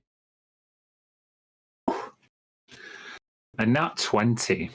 I mean, a nat 20 does not give you preternatural psychic abilities to know what's happening here. But what I will tell you for certain is that this male pixie, fairy, you're not sure, they are suffering from a disease. As a paladin, you've cured diseases before. Your healing goes nowhere. They're not missing hit points mechanically. They have the equivalent to, well, they have a disease. Oh, you're right. You're not well at all, are you? No. And I'm stuck on this goddamn floating machine. You gotta get me out of here. Yeah, all right. Why don't we step back into the room out here? You're on the first floor. You're outside his room. Okay, yeah. Maybe we can step out of the corridor. Me and my friends can see what we can do for you. Yeah, that's okay. He's breathing really heavily. I'll step in and then I'll ask him, so, where do you hail from, friend, while giving, like, the side eye to everyone else? Creature from?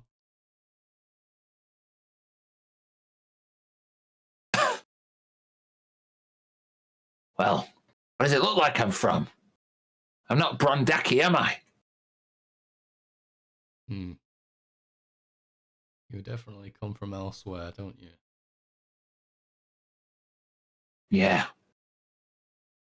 We come from where the elves came from. They forgot about us. We're always there, watching. We'll have our revenge. And he lunges toward, if everybody else has come in, if yes-anding, lunges towards Ina. I grab him by the, if he lunges, I just grab him, like. Oh, yeah. Now, you have grabbed an errant child by the scruff of the neck, and his one working wing is flapping. He's just coughing and spluttering. You can see, like, dirty glitter and black fingernails as he's like, we'll have our revenge. Hey, I didn't do it. You're an elf. Doesn't make me guilty of anything. The ascendancy. They cast us all out. You cast out your own kind. Look, we're trying to help you.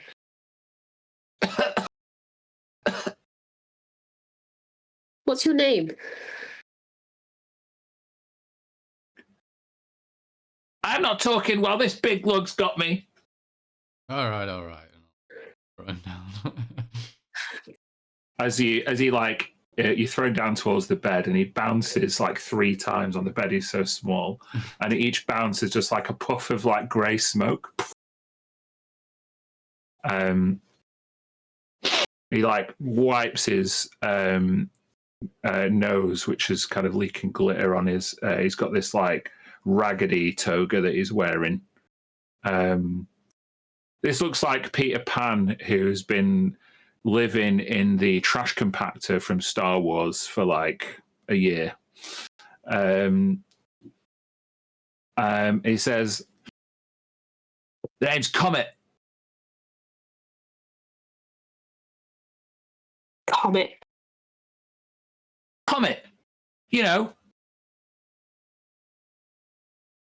Uh-huh.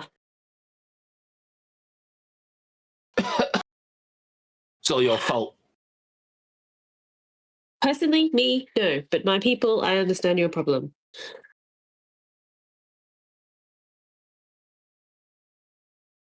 Material plane's not all it's cracked up to be. This place is so square. Where's all the flowers? Where's all the vines? Where's all the animals?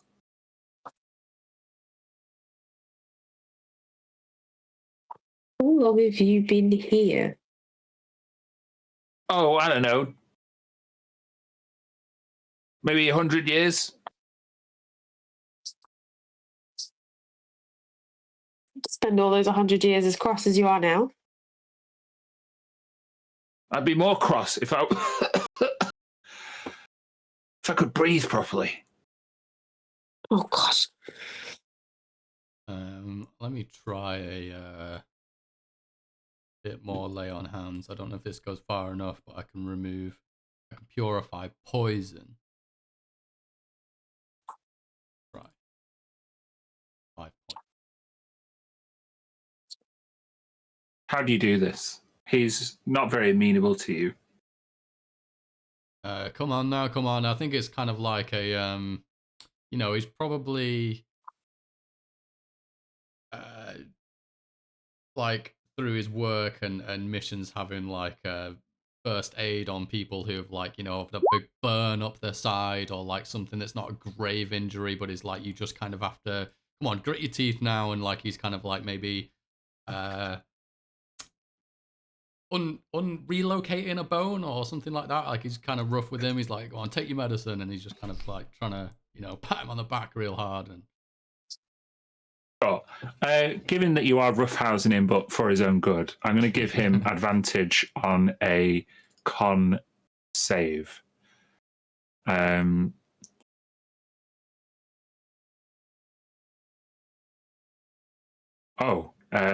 Yeah, he rolled a 19. So he, like, as you just pin him down, you manage to administer the full force of this healing. And you feel like as you place your hand on him, his skin has a greyness to it. His fingernails are black, and you physically draw some of this like gunk out of him. And it smells ferrous. It smells metallic.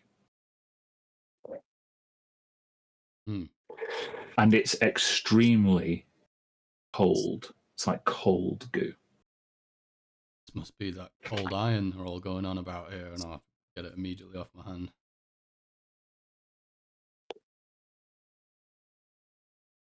Cold iron. It wasn't meant for my people. It's poison.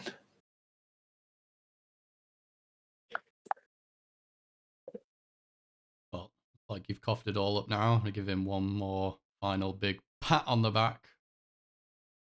As you pat a clear protrusion of silver glitter just almost fills the room where he is.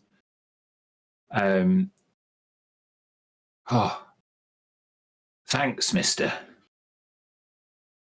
You better be careful around this stuff as well. You only know We're two apples from the same tree, she and I.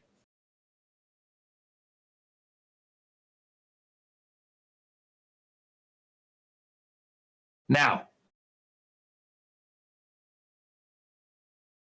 if you ain't taking me with you, a bargain's a bargain. My people, we don't do things for nothing. So you help me. And what can I, Comet of the Court of Thorns, do for you? Are you asking? Any ideas, team?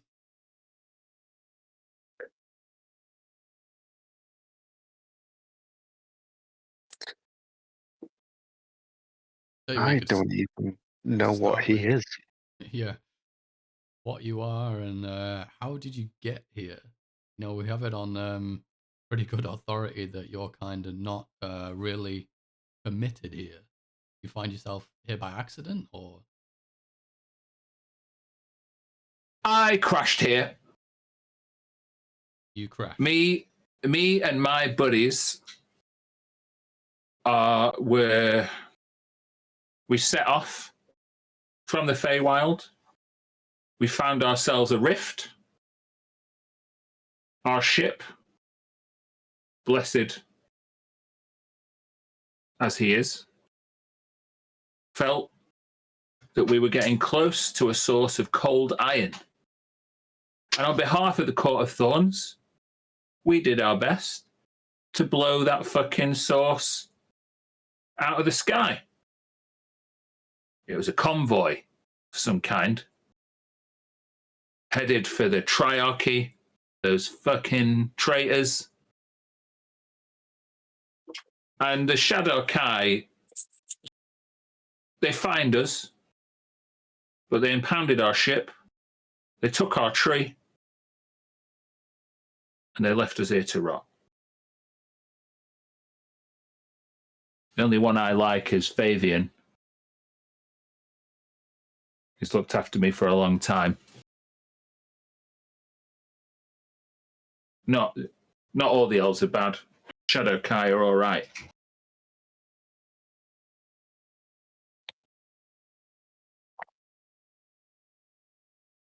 At that point, Latch comes in. We're more than all right. We're very proud. But don't let Blondie's familial ties get in the way. She's running from the Ascendancy as well.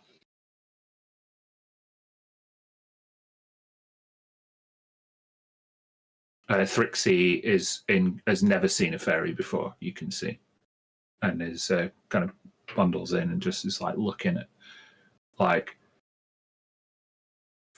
taking out some tongs and like picking up some like black glittery goo, having a look at it.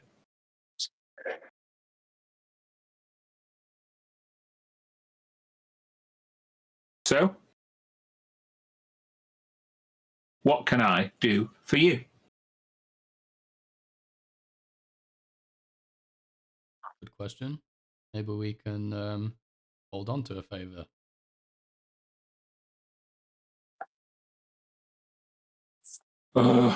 Favors only get more powerful over time. The longer you hold on to a favor, the more I'll owe you.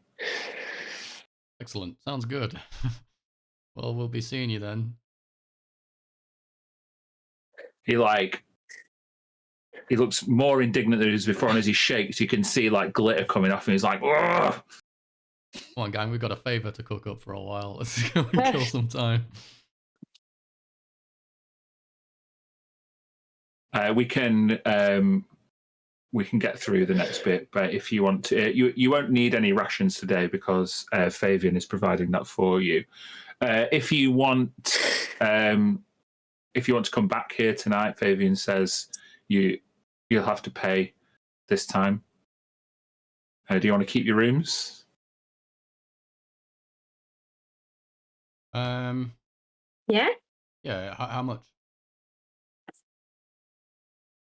For 3 rooms, it would cost you 9 gold pieces. It's basically 3 gold pieces each.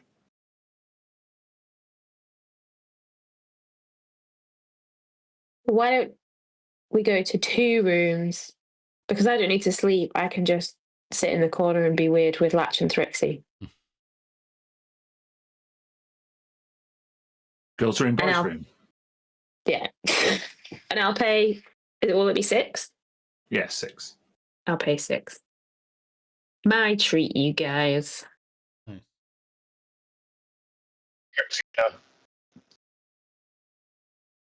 Do we get a long rest? Do I click that? Yeah. If you're up for breakfast now, so you've had a sleep, long rest. Sweet. So, what as you finish, what is a relatively meager breakfast? It's like a continental breakfast. Like, it's mainly cooked foods. There's not much in terms of like breakfast. Like, you know, we're talking like there might be a fish soup, there might be a lentil gazpacho, there might be a, you know, it's relatively, you know, the kind of meal that you might have once to last you a whole day. They don't really differentiate between breakfast, lunch, and dinner. Mm-hmm. Fabian takes your keys back off you and puts them on hooks behind the reception. How do you sleep? Well, Good. People barely ever say that. Well, good luck, whatever you're doing today. The fire still burns. think about the iron. I need a coffee.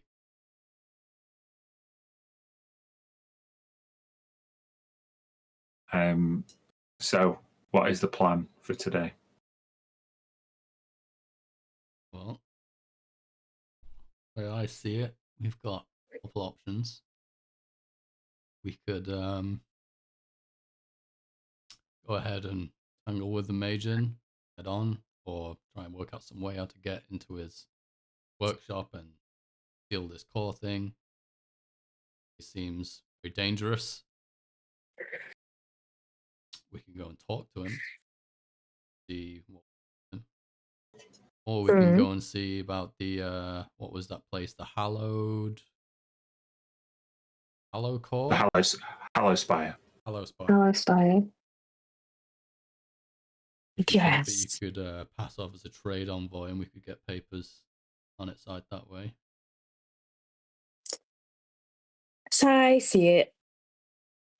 If we do that, then that might help me, but has a big question mark over the rest of you. But if we do this job, exciting, then we should all be able to get accreditation to go, you know. And it's an adventure. And that's what we're here for, right?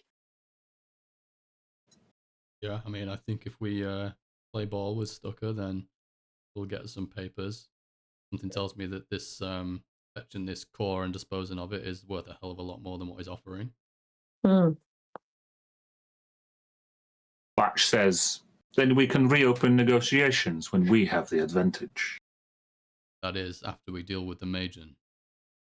Seen one of these guys tear a man's head clean off. Not all Magian are the same, just like not all elves are the same. That's what I'm interested in. That's why I think maybe there's something more to talking with him first, if we can get an audience. Trixie then pipes up. So actually, Magian are constructs. They're all designed to a specific specification. In all intents and purposes, they are all the same. And she just, Latch just elbows Trixie. Do you want Latch and Trixie to come with you? Do I not? Well, then do we? What about Comet? I think we hang on there, and we see if he owes us this favor. I want to see what happens with the Magian. Yeah. And, if we have to come back later and do something, that's a little guy right there. Maybe he can sneak in. Okay. But let's go and have a chat first. Yeah. What do you think, Sam? Your job. Yeah, but it can very easily be no one's job. Like,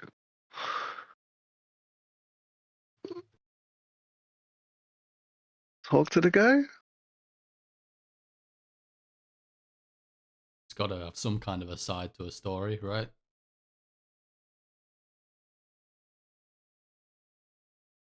I just want an easy solution to this. This isn't even the main thing we're doing.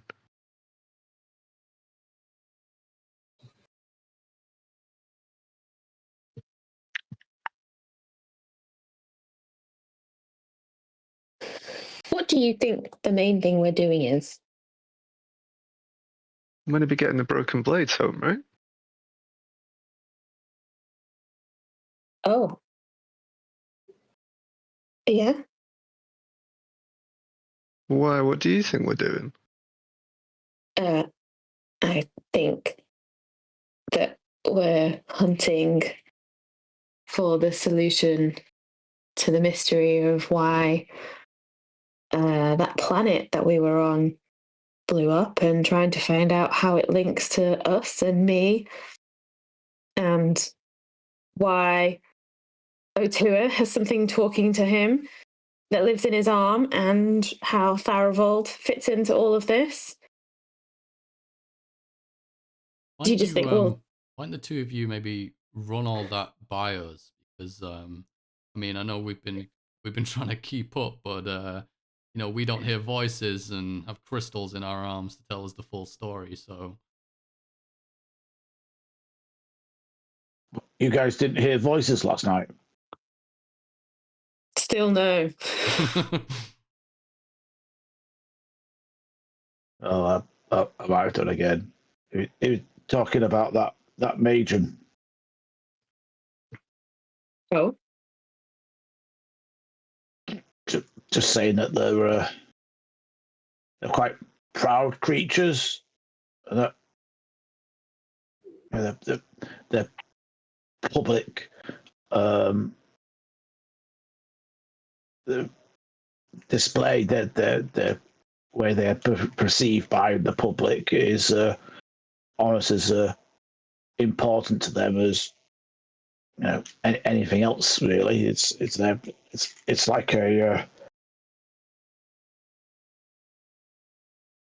it's a way to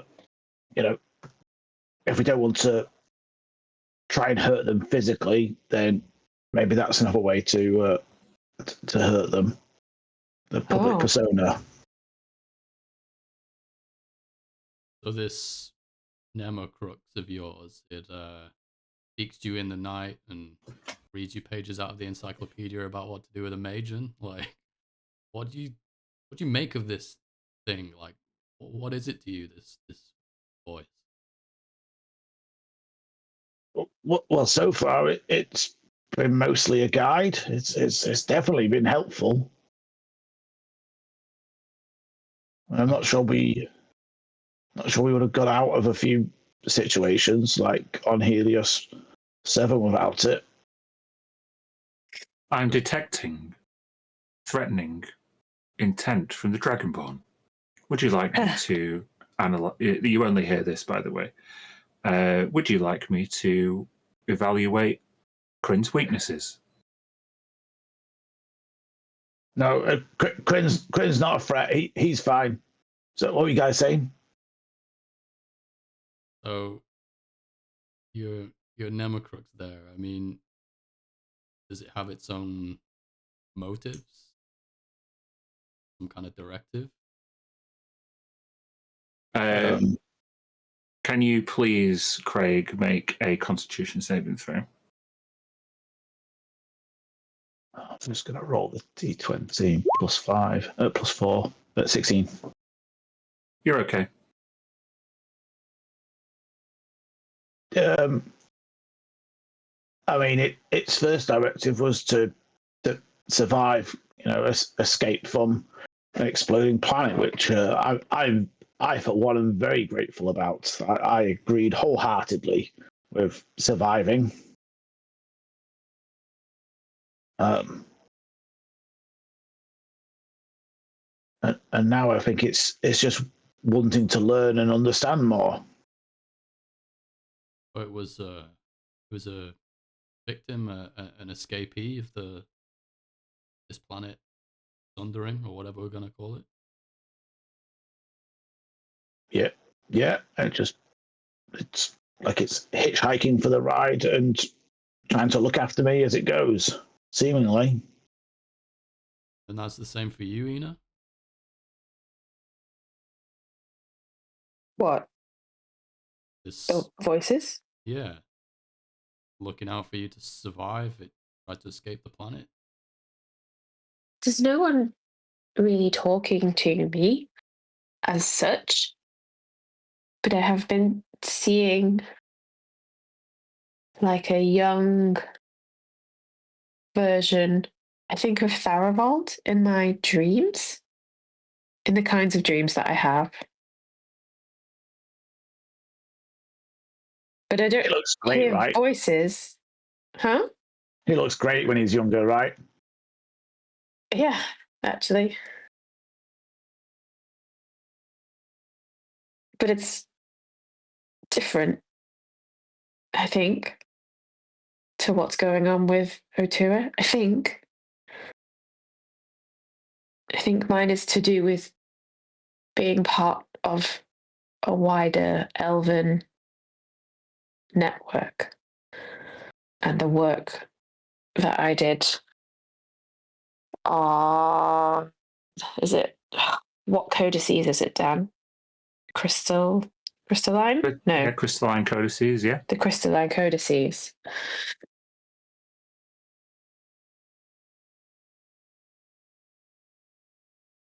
So these crystalline codices contained this creature or Tharivold and then attached itself to you. Oh.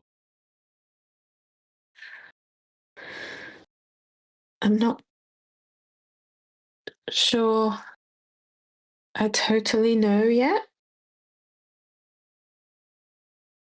Is that true? DM? Yeah, I don't know. Yeah. sounds It's all plausible. it's a bit more mysterious to me than there's a crystal in my arm and now there's someone speaking to me. There's something different. Not weirder or less weird, but different. Listen, don't take it the wrong way, either of you. I'm not trying to press or kind of suspect here, but two of you are carrying around some kind of creature or some kind of intelligence that whenever it first crops up, a planet explodes. We could do with figuring some of that out. And that's what I thought we were doing. Yeah, well, that's what I'm curious about. That's why I'd like to get planet side too. Wonder exactly what we're walking into here. I mean, are either of you spoken to these beings about this planet, or whether there are any others like them on other planets?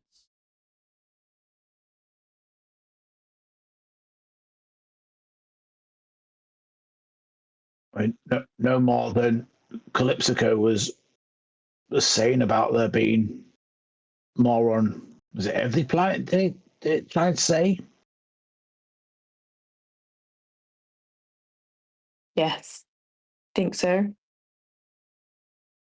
The Nemocrux network seemed to extend in the Elven Commonwealth. Those are the only planets I named.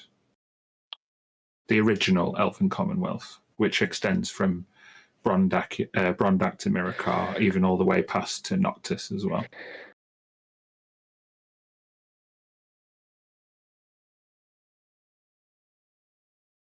So we're very much still in that range.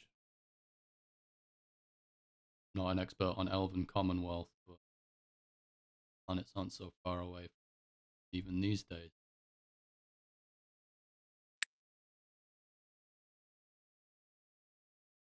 You would know, without making a roll, Ina, that Delanosh Prime was once part of the Commonwealth and that the Shadowkai were exiled from the Pentarchy as lesser elves. That's what they were deemed to be. I will share that with anyone who doesn't know. Well, make sure we're all on the same page here. I really wouldn't like to see a repeat of Elaroon or Erendor. No. Anything that we can do to get down there and stop something like that happening, I'll do so. But still feels so far like we're walking into complete mystery. If it's any consolation, if something like that was happening or happening imminently, I'm pretty sure I would be getting told about it. That's good to know. Yeah. While you are saying that, Otua, you're just absent-mindedly itching your left arm. Wait, there are some positives as well. You know, I was just a human before, and you know, I can do these things. I've turn invisible and shoot rays at people. You know, couldn't do that before.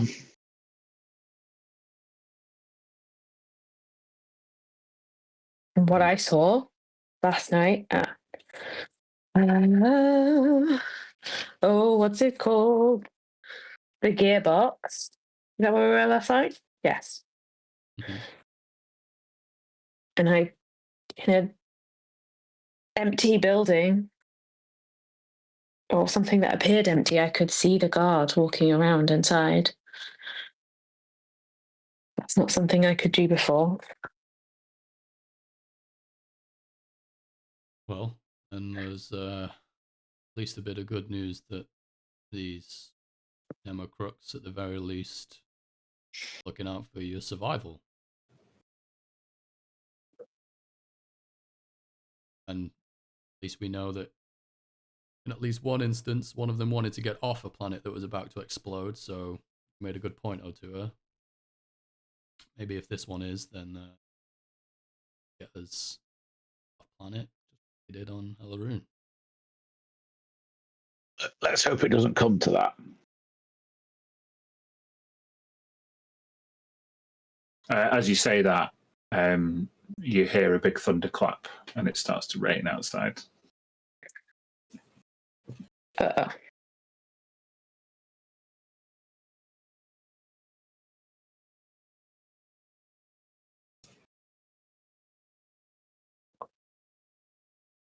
Zam?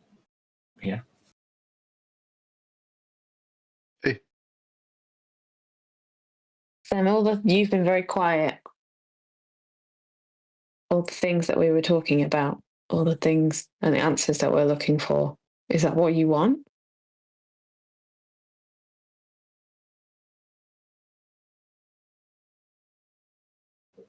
It's all a bit much.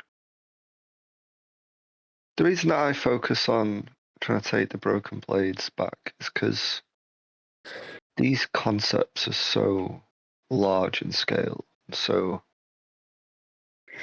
massive. We're talking about the cataclysm of planets. Mm-hmm. I'm just a space pirate. Like, I don't even know who I was 6 years ago. I agree with what you guys are saying, but for me to have an opinion on it, it's just,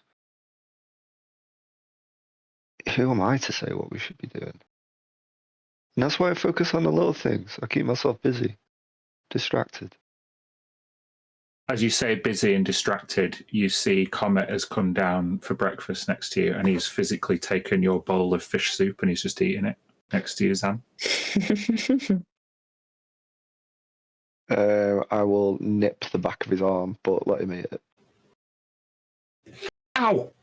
What are you? Are you a plant? What are you? Are you meant to be like a fairy or something? Yes, fairies are a proud race of people. How dare you? I will report you to the Court of Thorns. I thought only girls were fairies. You're meant to be a boy. Ugh. Ugh. If there were only girl fairies, then how would there be any more fairies? And it'll go like this. Magic. And he would go, you know that meme with the ginger kid who's like, yeah. That's what Comet just did to you. Cool. Making friends. He's just sat on the table. Come on. I owe you a favor. I am oath bound by the Court of Thorns. I cannot. What can you do? Well, I'm sneaky, I'm magic, I'm charming, I'm quick, I'm sneaky, I'm poetic, I'm brave. What more do you want? Maybe I phrased it wrong. What skills do you possess that we could use? Oh. He clicks his fingers and disappears. There you go. See? That's what I was asking for. Comet, there's a chance we're going to rob her place today. Your favour should be to assist us in robbing something from said building. You guys are going to commit crimes? Maybe commit crimes. Maybe. Yeah. Oh, Potentially. aiding and abetting crimes would be an awesome favour to return. Okay. Well, you come in with us and we'll tell you when the time is the time. What you've got to do. Now eat that soup and don't get glitter anywhere. I hate glitter. It sticks on me. You just see the fish soup bowl just lift off the ground and tip to an angle, and you just see the soup just drain. He's still invisible.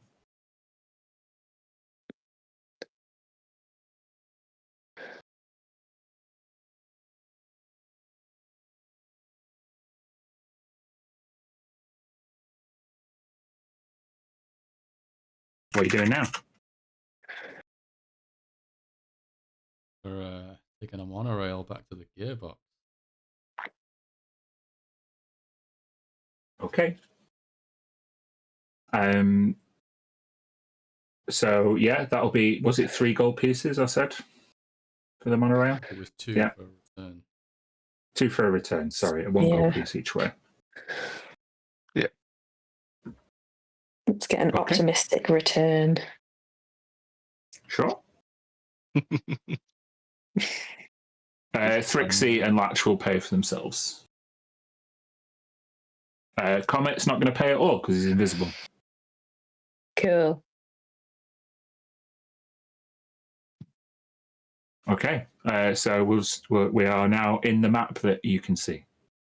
You get off 3 monorail stops, about 30 minutes away from the Union Square where you are. And yeah, the the workshop is directly in front of you. The storefront, in fact, I should relight it. You get there, probably about 10:30 in the morning, and I'll just put some lights back on here.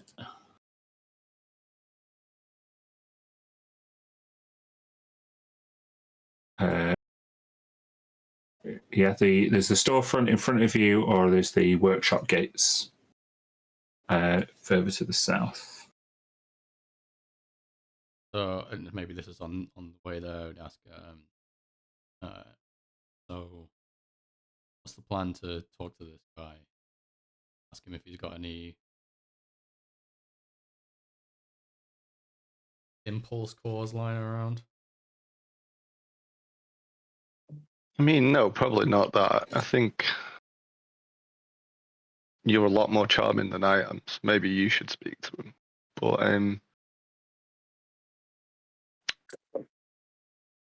don't know. See what their side of the story is, I guess. Right. Well, Say we know people are trying to get the impulse core, and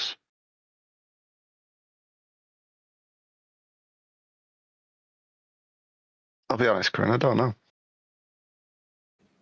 well, maybe we get in there, we shop around, and then if it seems amenable, maybe we'll just touch on the rumors that people are pissed off about the sound of this impulse core. Go from there. Yeah. Okay. The way that me and O2 normally do things is just by the seat of our pants. We turn up somewhere and somehow we get out of these situations. There's no real plan ever. But I can The see. last guy I saw trying that method with a Magian is the one that had his head ripped off. Oh, yeah, no, I'm not suggesting we don't go in without a plan, but I was going to say it's nice to have you around and be someone with a level head on their shoulders rather than us just making it up all the time. But asking me for the actual ins and outs of what's going to happen, I don't know. Fair enough. It's good to have you around, is what I'm trying to say, Corinne. I'm being awkward. I apologise. I appreciate it. Let's just be ready. Kicks off, this is going to get real ugly. Oh, yeah, definitely. Definitely. You see a guard just walking down the street. They pay you no mind, but they definitely very overtly clock you. Like, morning. Morning. I don't suppose we're in the right place. We're looking for some.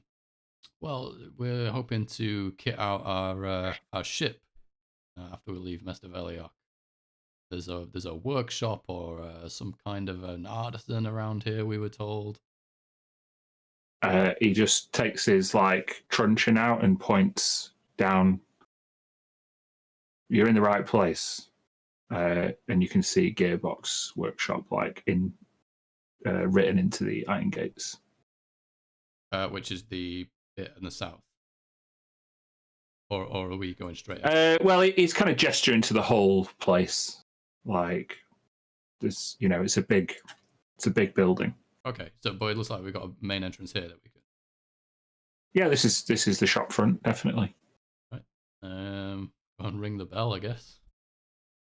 Yeah. You go up to the door, and it becomes apparent. Is it going to let me do this? That it is unlocked. As you push it, the bell rings.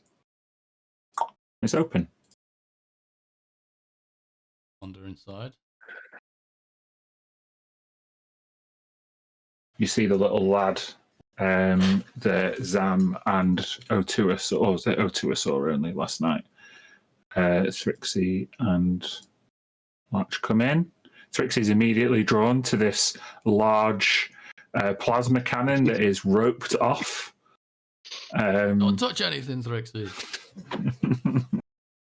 As you all enter, this 13-year-old child kind of comes out from behind the desk and approaches you, Kryn. Good morning. Morning. We were told this is the right place to find someone to talk about technologies and artisan goods and maybe kicking out our ship. Oh, yes, of course. Well, my master is here. Well, he's not here. He's back in his office. Would you like me to summon him for you? Please. And he takes a bell that is resting on a piece of gilded wood. It's taking pride of place on the desk. And he rings it. Ding-a-ding-a-ding. And as soon as he rings it, there is a puff of blue smoke. And materializing in front of you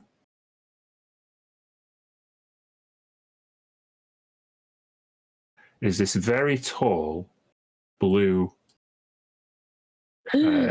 creature. He is only just medium. I'm very tempted to make him a large creature, but he is probably an inch or two taller than you, Kryn. He looks like Dr. Manhattan. Is the only way I can describe it. He's blue skin, white eyes. He's just wearing very simple blue robes. And as he appears, he looks down and pats this kid who he towers over on his kind of mop of blonde hair. Thank you, Bram. Hello. Welcome to the Gearbox. What brings you here?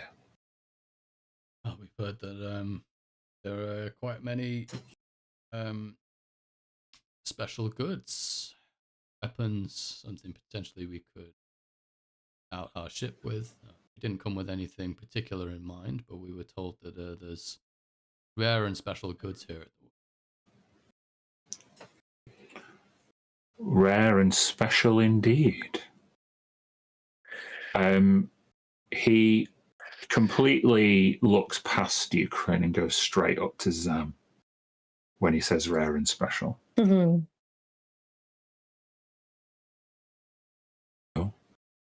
Pleasure to make your acquaintance. Hi. He puts his hand out. He puts his hand out, but more to draw attention to you rather than shake your hand. He says, I am Yarek Voshev. What are you called? My name is Zam. Nice to meet you. Zam. He inspects, you can see him looking very deliberately at the bone fragments inside the goo. Anything I can help you with? I apologize. Are you incomplete? No. Your companion said that you were looking to increase your ship's capabilities? Well, we were told that this is the place to come for specialist goods, shall we say. Very well. What kind of specialist goods are you interested in?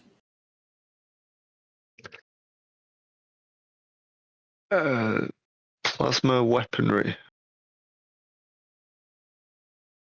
He looks very deliberately around. That is one of my specialties. Why do you require such powerful ordnance?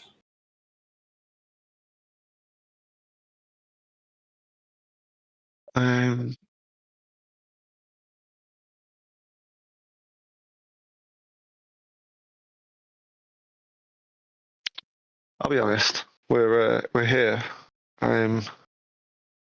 Just to ask you questions about an impulse core.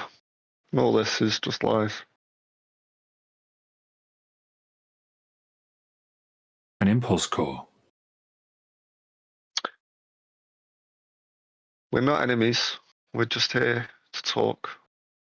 I'm not here to harm you in any way or destroy your shop or steal anything from you. We've just come to speak to you to see what your side of the story is, because a lot of people out there are talking that you're going to replace all the workers on the surface. Well, when you say that, Zam, I want you. This may not have been your intention, but I need you to make an intimidation check. Oh, that wasn't my intention, no.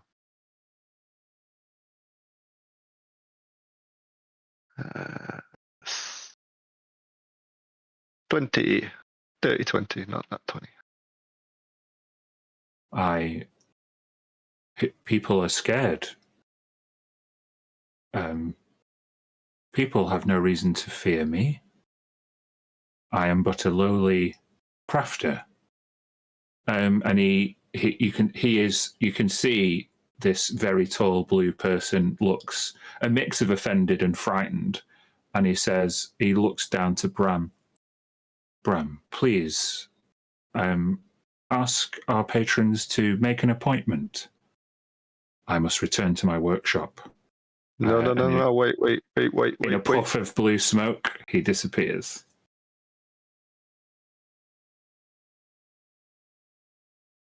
And we'll say very loudly, looks like the rumors were true. Everything they were saying about a Magian over there at the inn.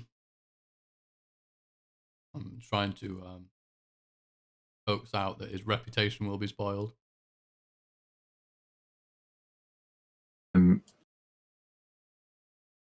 Bram looks a little bit bewildered. The master said you should go. I've never seen him act like that way before. Are you guys here to hurt him? Hey, listen, kid. No, of We're course not not. I here said to that. hurt anyone. Good, because we've got lots of fucking guns. Yeah, nice. I can see that. Do you know how to use them? No, but Henry does. Who's Henry? Henry! And at that moment, the armor opposite the plasma cannon animates. No! Oh, shit. There's a big whistle. Oh, boy. I bet Henry does know how to use them. Well, listen, kid. We're not here to cause any trouble, and we didn't mean to offend you, master, there. Henry goes over to Bram. How may I assist you, Master Bram? You don't need to do anything yet. They said they're not here to hurt us. Very well. Looks like you're well looked out for. How's your master treat you in this place, working here? Well, a lot better than the unions. Mr. Voshev is a hard worker, and he pays me well, and he looks after me. He keeps himself to himself, but not everybody has to be all chatty all the time. Sometimes you need peace and quiet if you're going to accomplish something great. And he looks up at Henry with a bit of pride.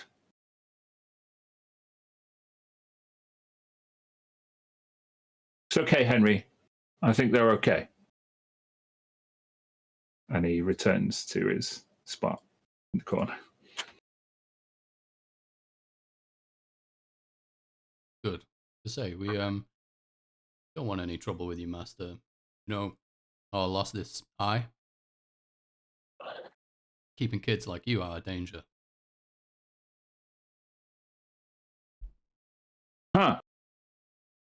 We just want to know that you treated well here, that's all.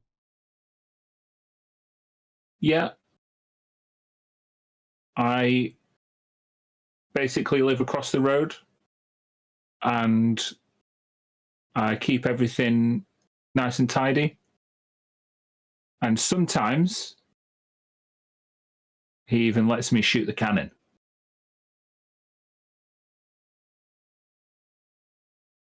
It's funny, you know, like what I'm hearing, it doesn't sound like such a bad guy, but there are a lot of rumors around town about this impulse core and about how your boss wants to put a lot of people out of work and ruin people's livelihoods. Have you heard anything about that? Ruin people's livelihoods? No. My master, he just wants to make things that are special. That's all he ever says. Henry's special. The big cannon over there is sure special.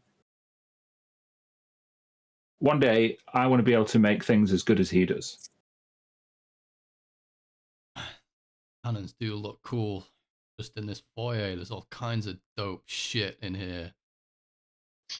Shame, I guess. Your boss says we gotta make an appointment. We can't look around.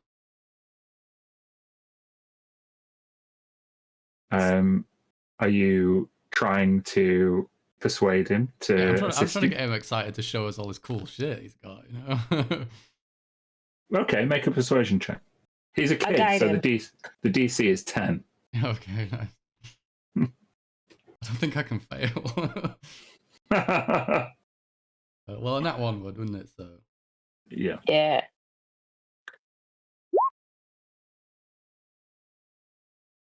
Yeah, there is loads of dope shit. Look at this bit. And he runs over here. Do you go with him? yeah, I kind of like gesture everyone out. Mhm.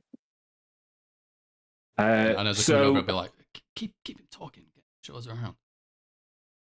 So this is a manual rotating autocannon. You just have to wind it up and it shoots without reloading. You can do 12 shots. Holy shit. Cool. Right, guys? That is amazing. And he comes by. So check this repulsor shield as well. You spring this on someone, it can fit over your armor, and it expands and it pushes them back. So cool. That is actually cool. There's different kinds of armor for breathing in different environments. You've got to be careful if you're going to go down to the surface, you know. There's long swords and great swords. They do plasma damage. Yeah. But you're not allowed to touch them. The master likes them just so. But, you know, people come from all over space to the gearbox to kit out their stuff. We've even had, and he points over to Ina, people like her.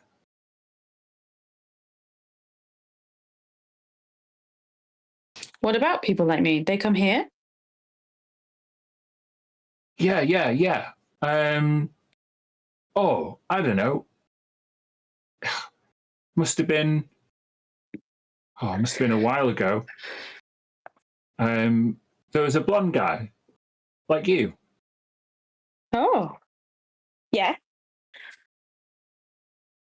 Yeah. Said he What was did he want? preparing. Said he was preparing for something big, and he wanted to kit out his ship with like maximum weaponry. Cool. And then Kirsty doesn't know anything about big guns, but Ina is proficient and also has this bonus knowledge. So I would like Ina to say something cool about big guns and knowledgeable to this kid. So we'll go over to the big cannon. And you say, wow, the range extender on that autocannon is like triple the size of anything else in that class. And he goes, Wow. yeah, I know. You couldn't even fit a range extender this size on a gun like that. This could take down a capital ship. Totally. Wait, what was the name of the guy? Maybe I know him.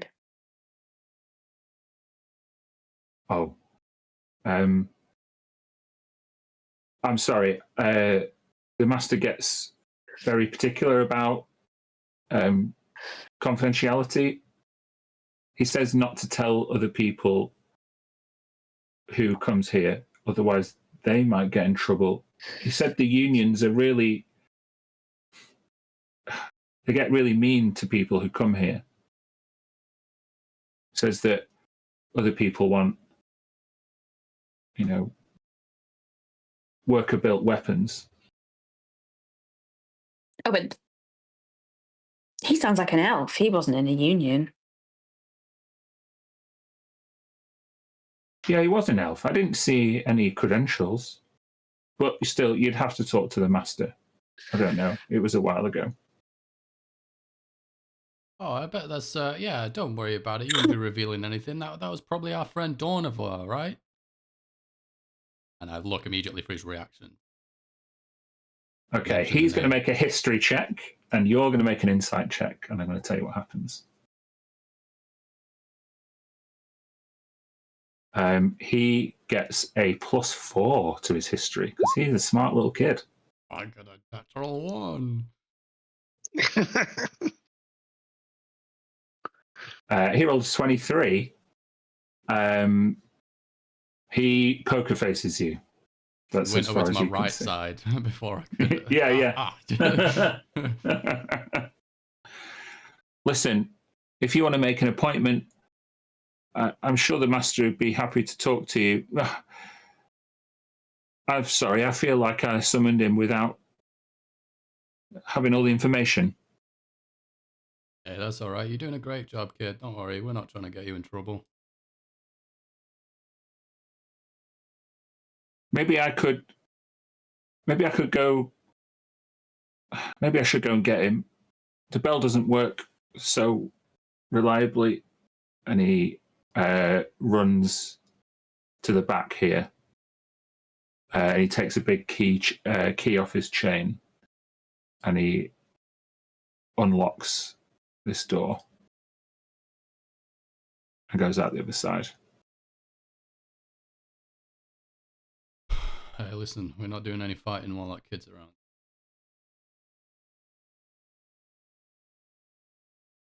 What do you think, you know? Think Because it's he's him? going to kill us. I don't know. But there is old Henry over there, so I don't think there's much that can be said.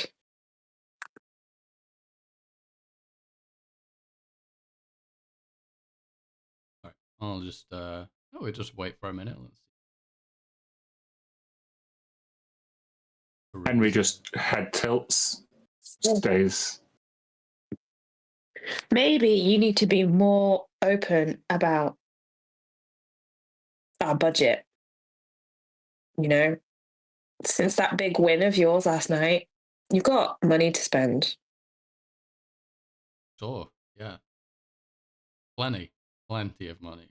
Mm-hmm. Can I use my bonus action to link minds with Kryn?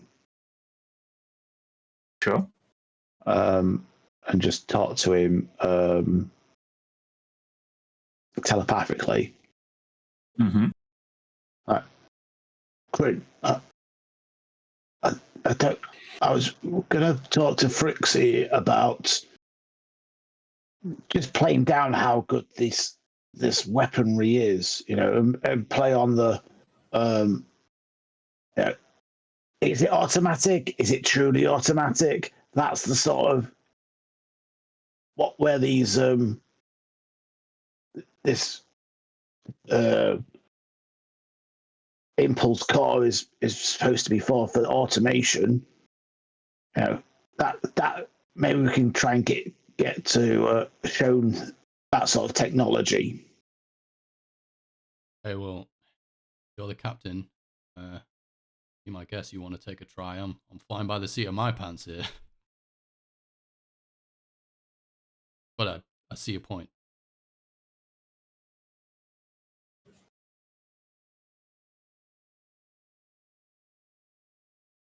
Anything else anyone wants to do while you've been left just with Henry?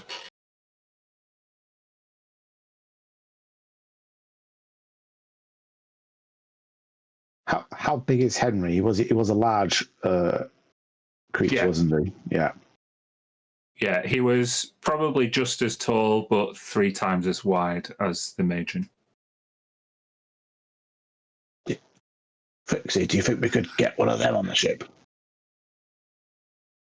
Are you looking at Henry or what are you looking at? I'll look at Henry for that one. She trots over to Henry. Oh, he's a big un. Hey, Henry. There's no response. Huh. Rude.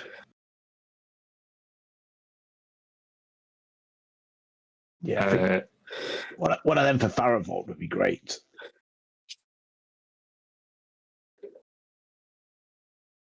Latch takes a long walk round. Say them.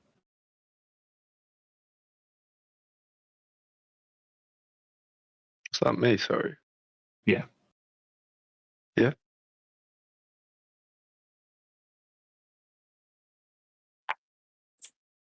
Why don't you and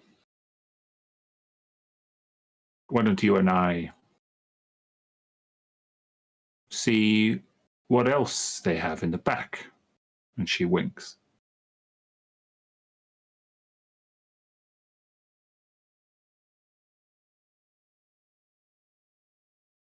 Sure. Why not? It can't hurt at this stage.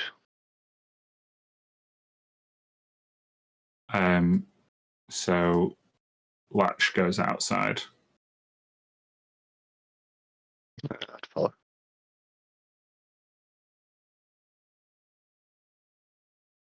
Goes to the gate.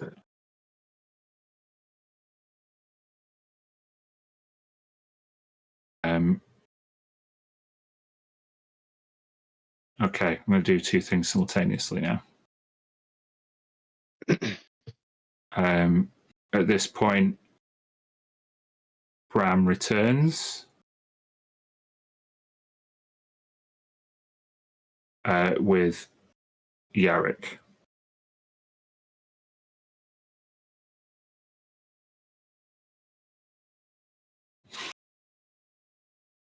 Oh. I've returned. My apologies. My programming is incomplete. Bram has now appraised me of the threat, and I perhaps misinterpreted it to be too severe. Where has your interesting friend gone? Oh, you had to step out and take some air. Let's do them sometimes.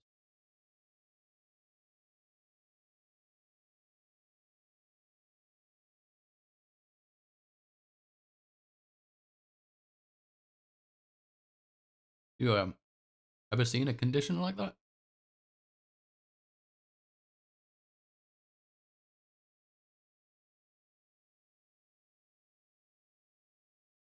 Yes. However,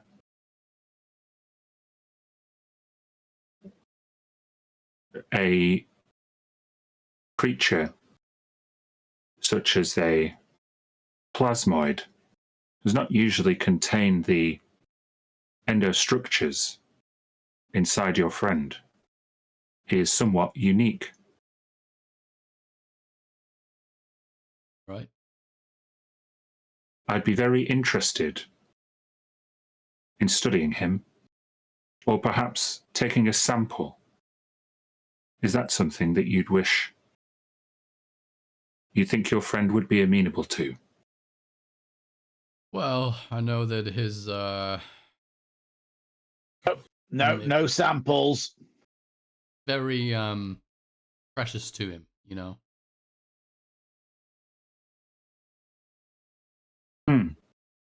He'd take a lot of convincing, put it that way. It would merely be a route to further understanding, and it would cause him no pain. Well, speaking of painless routes to further understanding, we were wondering if you had any anything else in the works. This is all extremely impressive, but must be something else under the hood, right? Bram seemed pretty excited about the new projects you've been working on.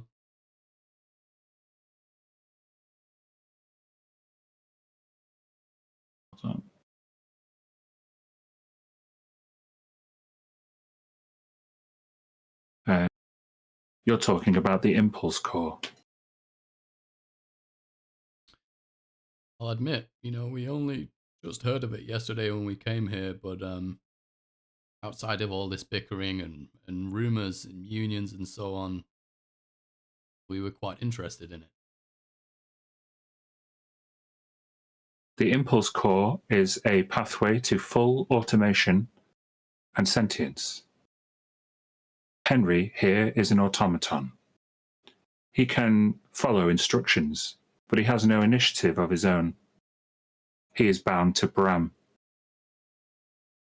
And he kind of pats Bram on the head as his protector. However, even I am not a fully sentient thinking machine. I have incomplete programming and basic directives. The impulse core is meant to be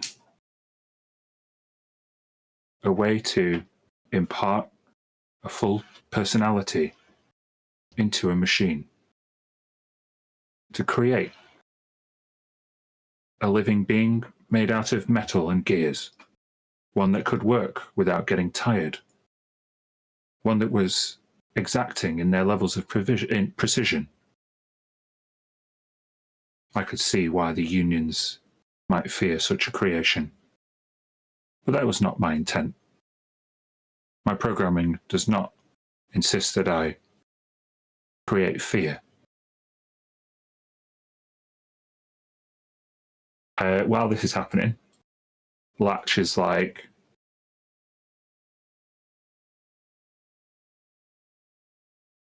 do you think you could get through that gate?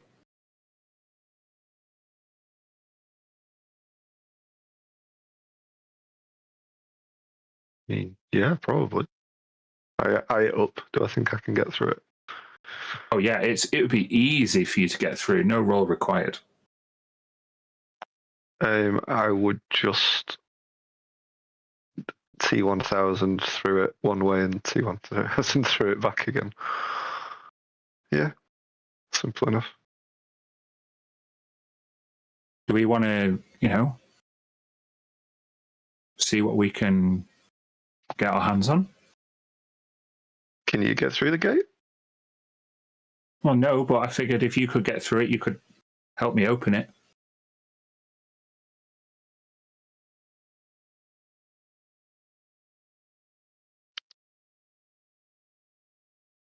Oh, damn. um,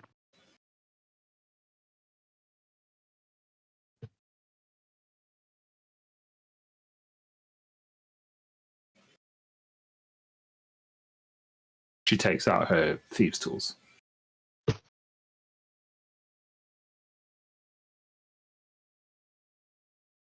let's just hang fire. Do you know what the blades could do with weaponry like this? This could really kickstart the revolution. Wait, whoa, slow down. We're talking about trying to get you home. Yeah, but if we could return home with, ammunition and ordnance and, weapons that we could equip our fleet with, we could put the revolution forward, decades. This Magian's just a machine. He doesn't have feelings. He's just doing what he's been programmed to do. Hey, he does it pretty well. Well, he's just going to, regardless of what happens, he's just going to go back to what he was doing.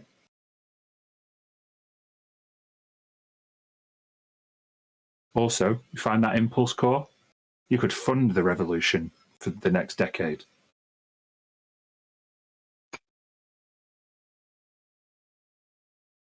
I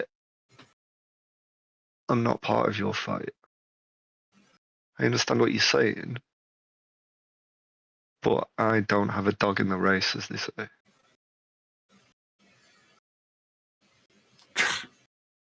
The whole reason that we came here to talk to them was because we don't know what side the coin falls on at the moment. And I'm sure you do, because of the revolution and all the good that you're doing. But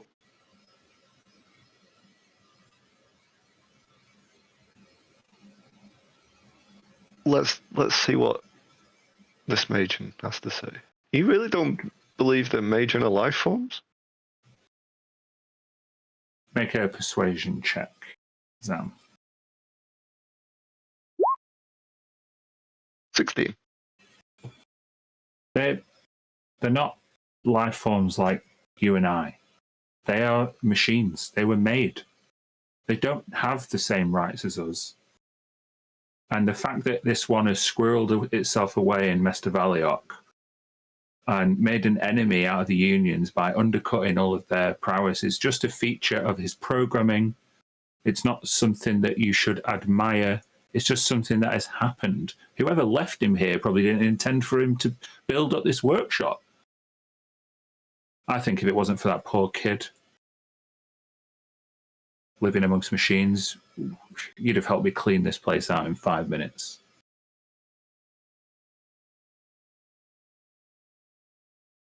We're going to skip back to the shop front.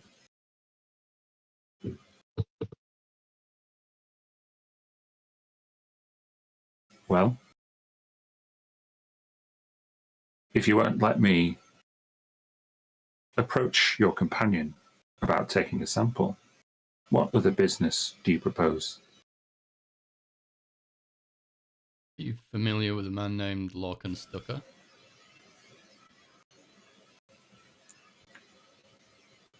He is one of the guild masters. Really seems to have it out for you, you know. Matter of fact, he convinced our gelatinous friend to steal the impulse core from you, dispose of it. That would have been a most unfortunate development. I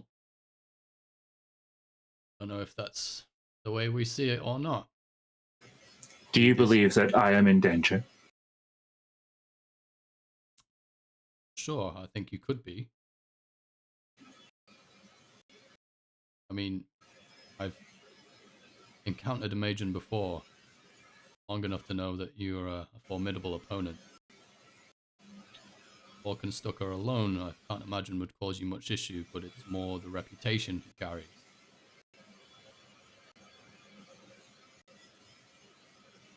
The guildmasters hold lots of sway on Mester Valiok. Well, something that we don't.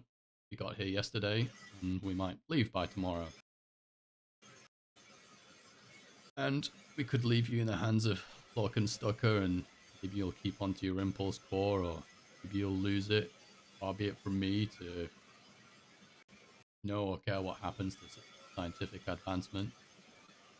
But since we are here, and since we do have the ear of Lorcan Stucker, since you seem amenable enough, maybe there's some kind of middle ground that we can meet.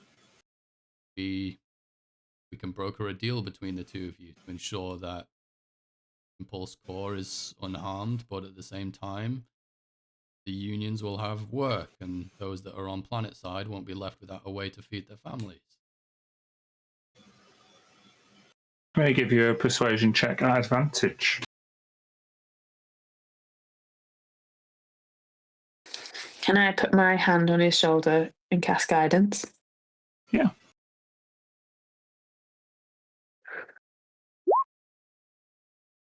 Eat it. Ooh, 30-20.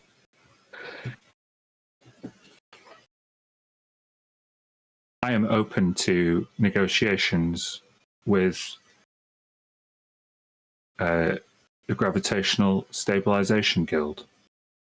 I am quite sure that the technology that I have produced could enhance their work output. However, I require safety guarantees. My reputation, as it were, is not one that is fearsome, but vulnerable.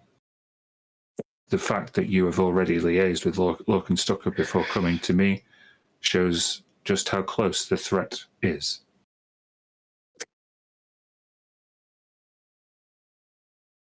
As an act of good faith, I'm willing to participate in this deal by offering a trade.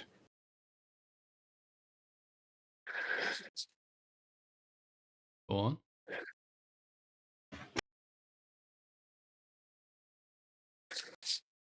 my programming dictates that I find unique items, technology, and learn everything I can about them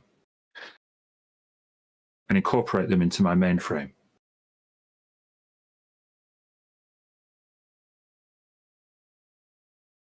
The more unique an offering you bring me, the more of my technology I'll be willing to trade.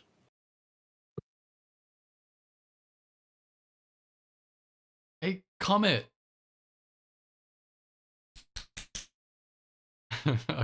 Clap for Comet's attention. Yeah, give me 1 second.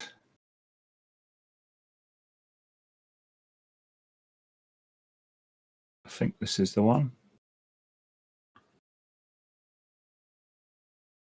Oh, he's a bit big. He's tiny.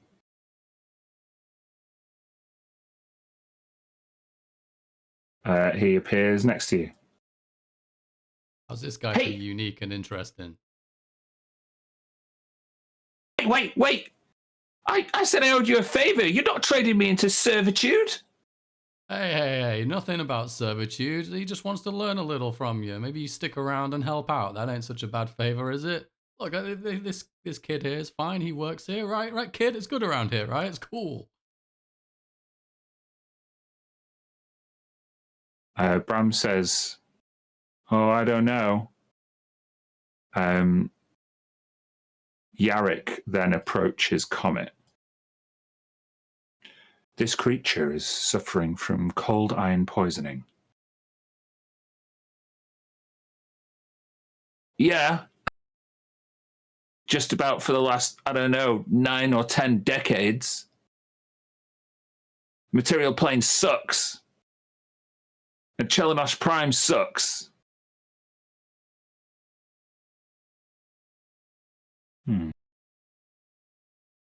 I may be willing to help you.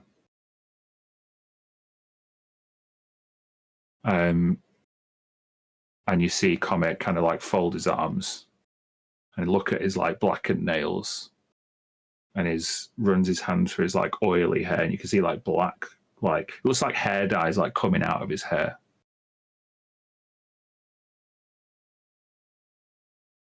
Well, you ain't no elf, I'll give you that.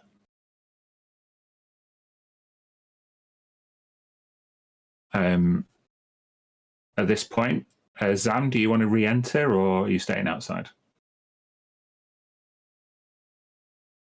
I would convince Latch to come back inside. We've always got this as a plan B. Like, let's see what they're up to in there. That guy gives me the creeps. She ain't going to do it on her own. Yarrick just like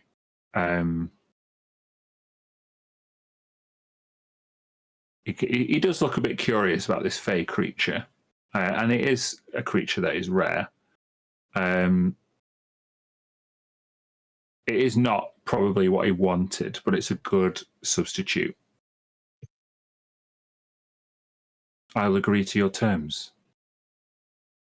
On good faith, I will supply you with a piece of my technology, on the understanding that you will broker a deal between Lorcan Stucker and I that will guarantee my protection as long as I support his union efforts.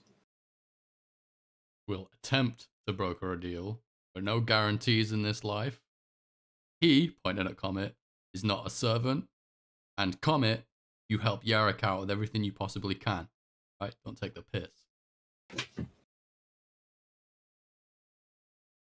Fine. I mean, you could have picked a worse favor. Like, you could have made me go and kiss an elf. Ugh. Well, consider yourself lucky, kid.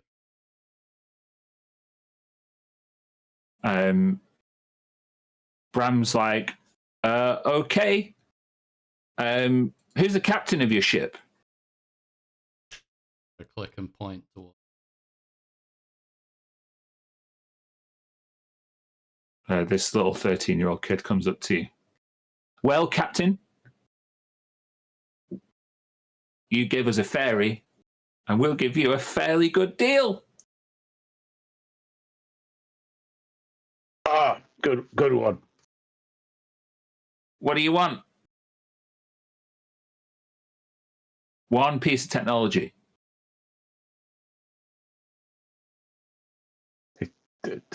Turns around to the gun like, can you get one of them on a strike class ship? He looks past you. Go on, Enid. Don't we need the impulse core?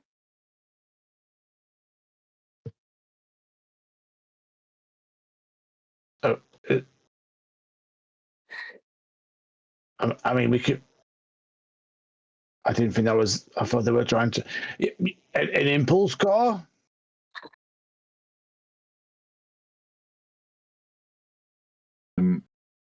I think actually Craig had it right. Yarrick's going to use the impulse core as part of this negotiation. It's not something he's going to give away now, because then he doesn't hold any. Then he doesn't have any power in his negotiation with Lorcan and Stucker.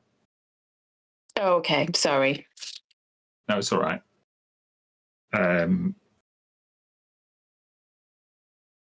So, is it the big plasma cannon that you want to try and fit onto the Witterquick? I mean, sure. That is going to take. It isn't you can see it's roped off. It's clearly his prize possession in terms of the shop front. So it is going to take a persuasion check, and I'm going to tell you, it's going to be a DC 21.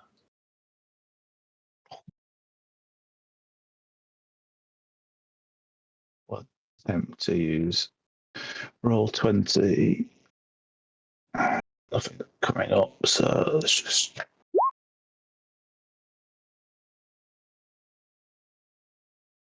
What's your modifier? I have a +5 on persuasion.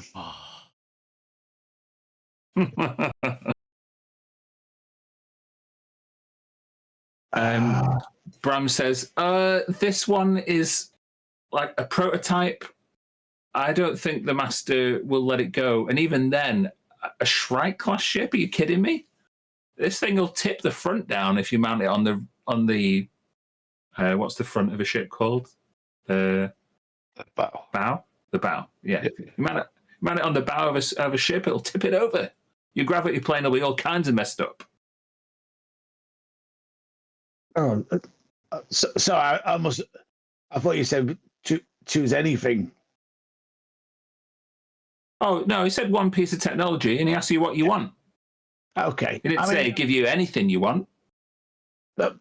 Fair enough. I must have misunderstood. I mean, yeah, we've not got much in the way of heavy weaponry, and we're just looking to better protect ourselves and our ship.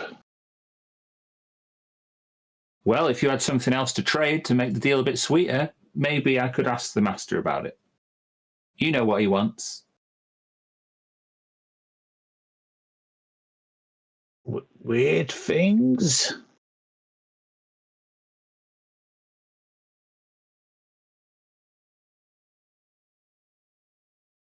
And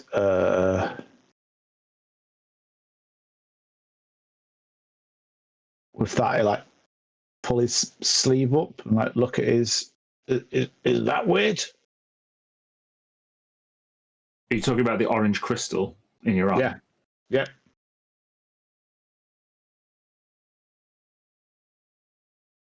Whoa, never seen that before.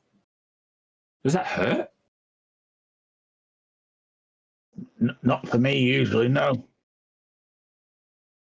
Hey, Yarrick, come check this out.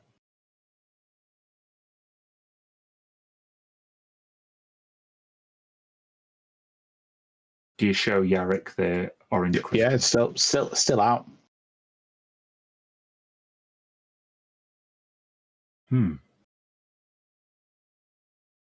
You are suffering from a large degree of psionic scarring around this wound. He makes a successful medicine check.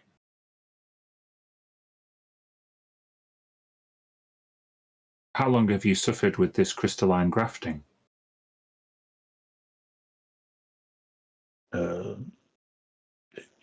It's not been that long. Is it like a week?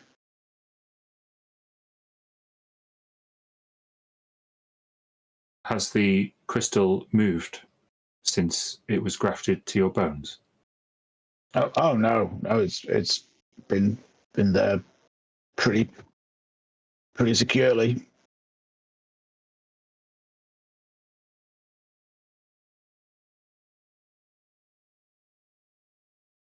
The crystal is emitting an intense degree of psionic power. Are you aware that it's infiltrated your nervous system?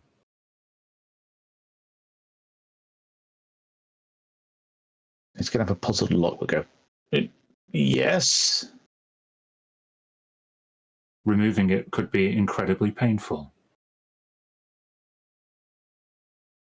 Oh no, I don't want you to remove it. That does sound painful. Still, it would prevent further spreading.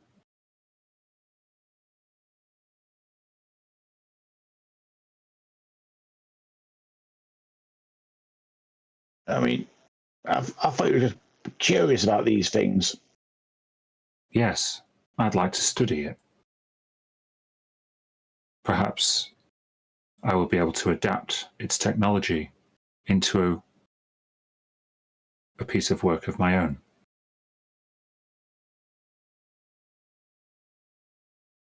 Would you like to stay here a while I study it?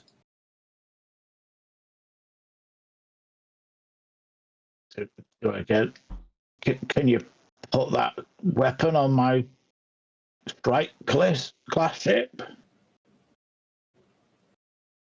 Make a persuasion check. The DC has gone up. DC 22. I will, however, give you advantage because you are offering something in return. 30-20.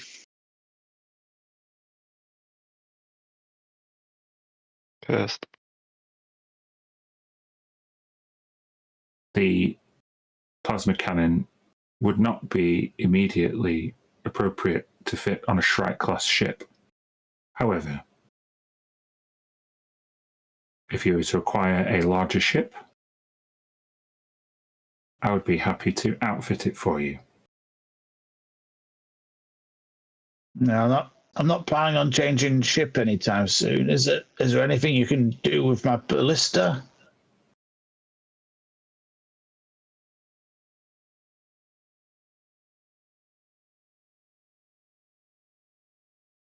You have how many ballista on the...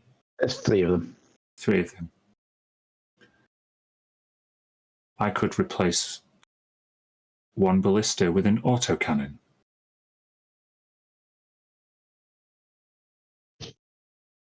And he gestures over here. And how long do you want me to stay here for? I will need a minimum of 1 day. Maximum of 3 days.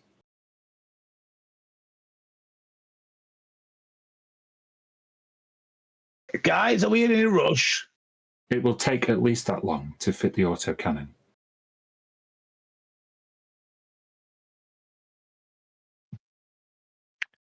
Sam walks up behind Otua's back and whispers behind his back, "What are you doing?"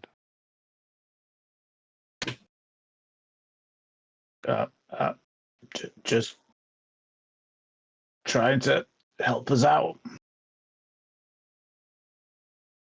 You want to swap yourself for a gun for the work quick? I mean, a day of him looking at my arm for a new gun seems about as high a pay as I've had for a while.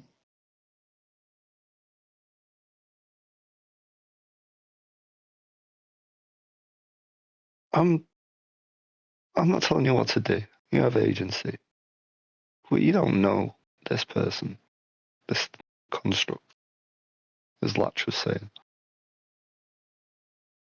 It's a big risk. You could see the way he was looking at me earlier. He's got no chance with me. Oh yeah, he was talking about taking a sample of you when you weren't here, but don't worry. Fuck no.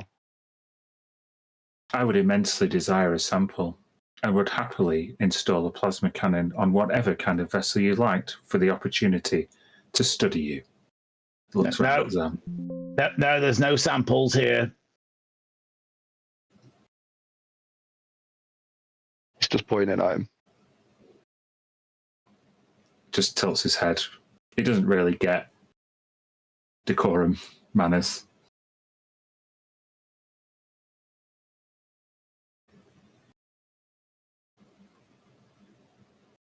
I mean, if you guys have got to negotiate with your employer, we've got some time, haven't we?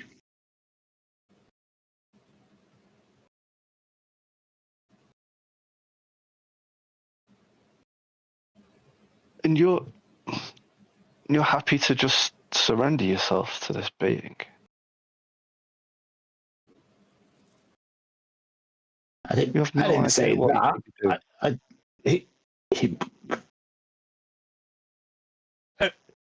You're not planning on taking this thing out or hurting me, are you? That is not my main objective. Say, it'll be fine.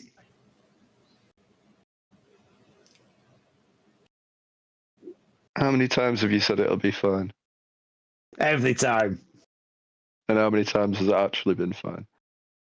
We're still here. Are you? He mimics the hand gesture that Zam gave him earlier and puts it out towards to her. He's going to turn and look at Zam as he shakes his hand. He's like, it'll be fine. Cool. Well, as he's got hold of your hand, he's going to teleport in a cloud of blue smoke, and he's going to take Otua with him. And that is where we'll end the session. Who's Craig going to be playing next time then?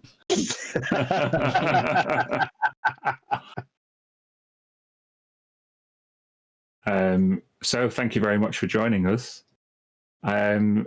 Well, a tense negotiation and an attempt at a unification of technology and workmanship. We will see how successful that is next time.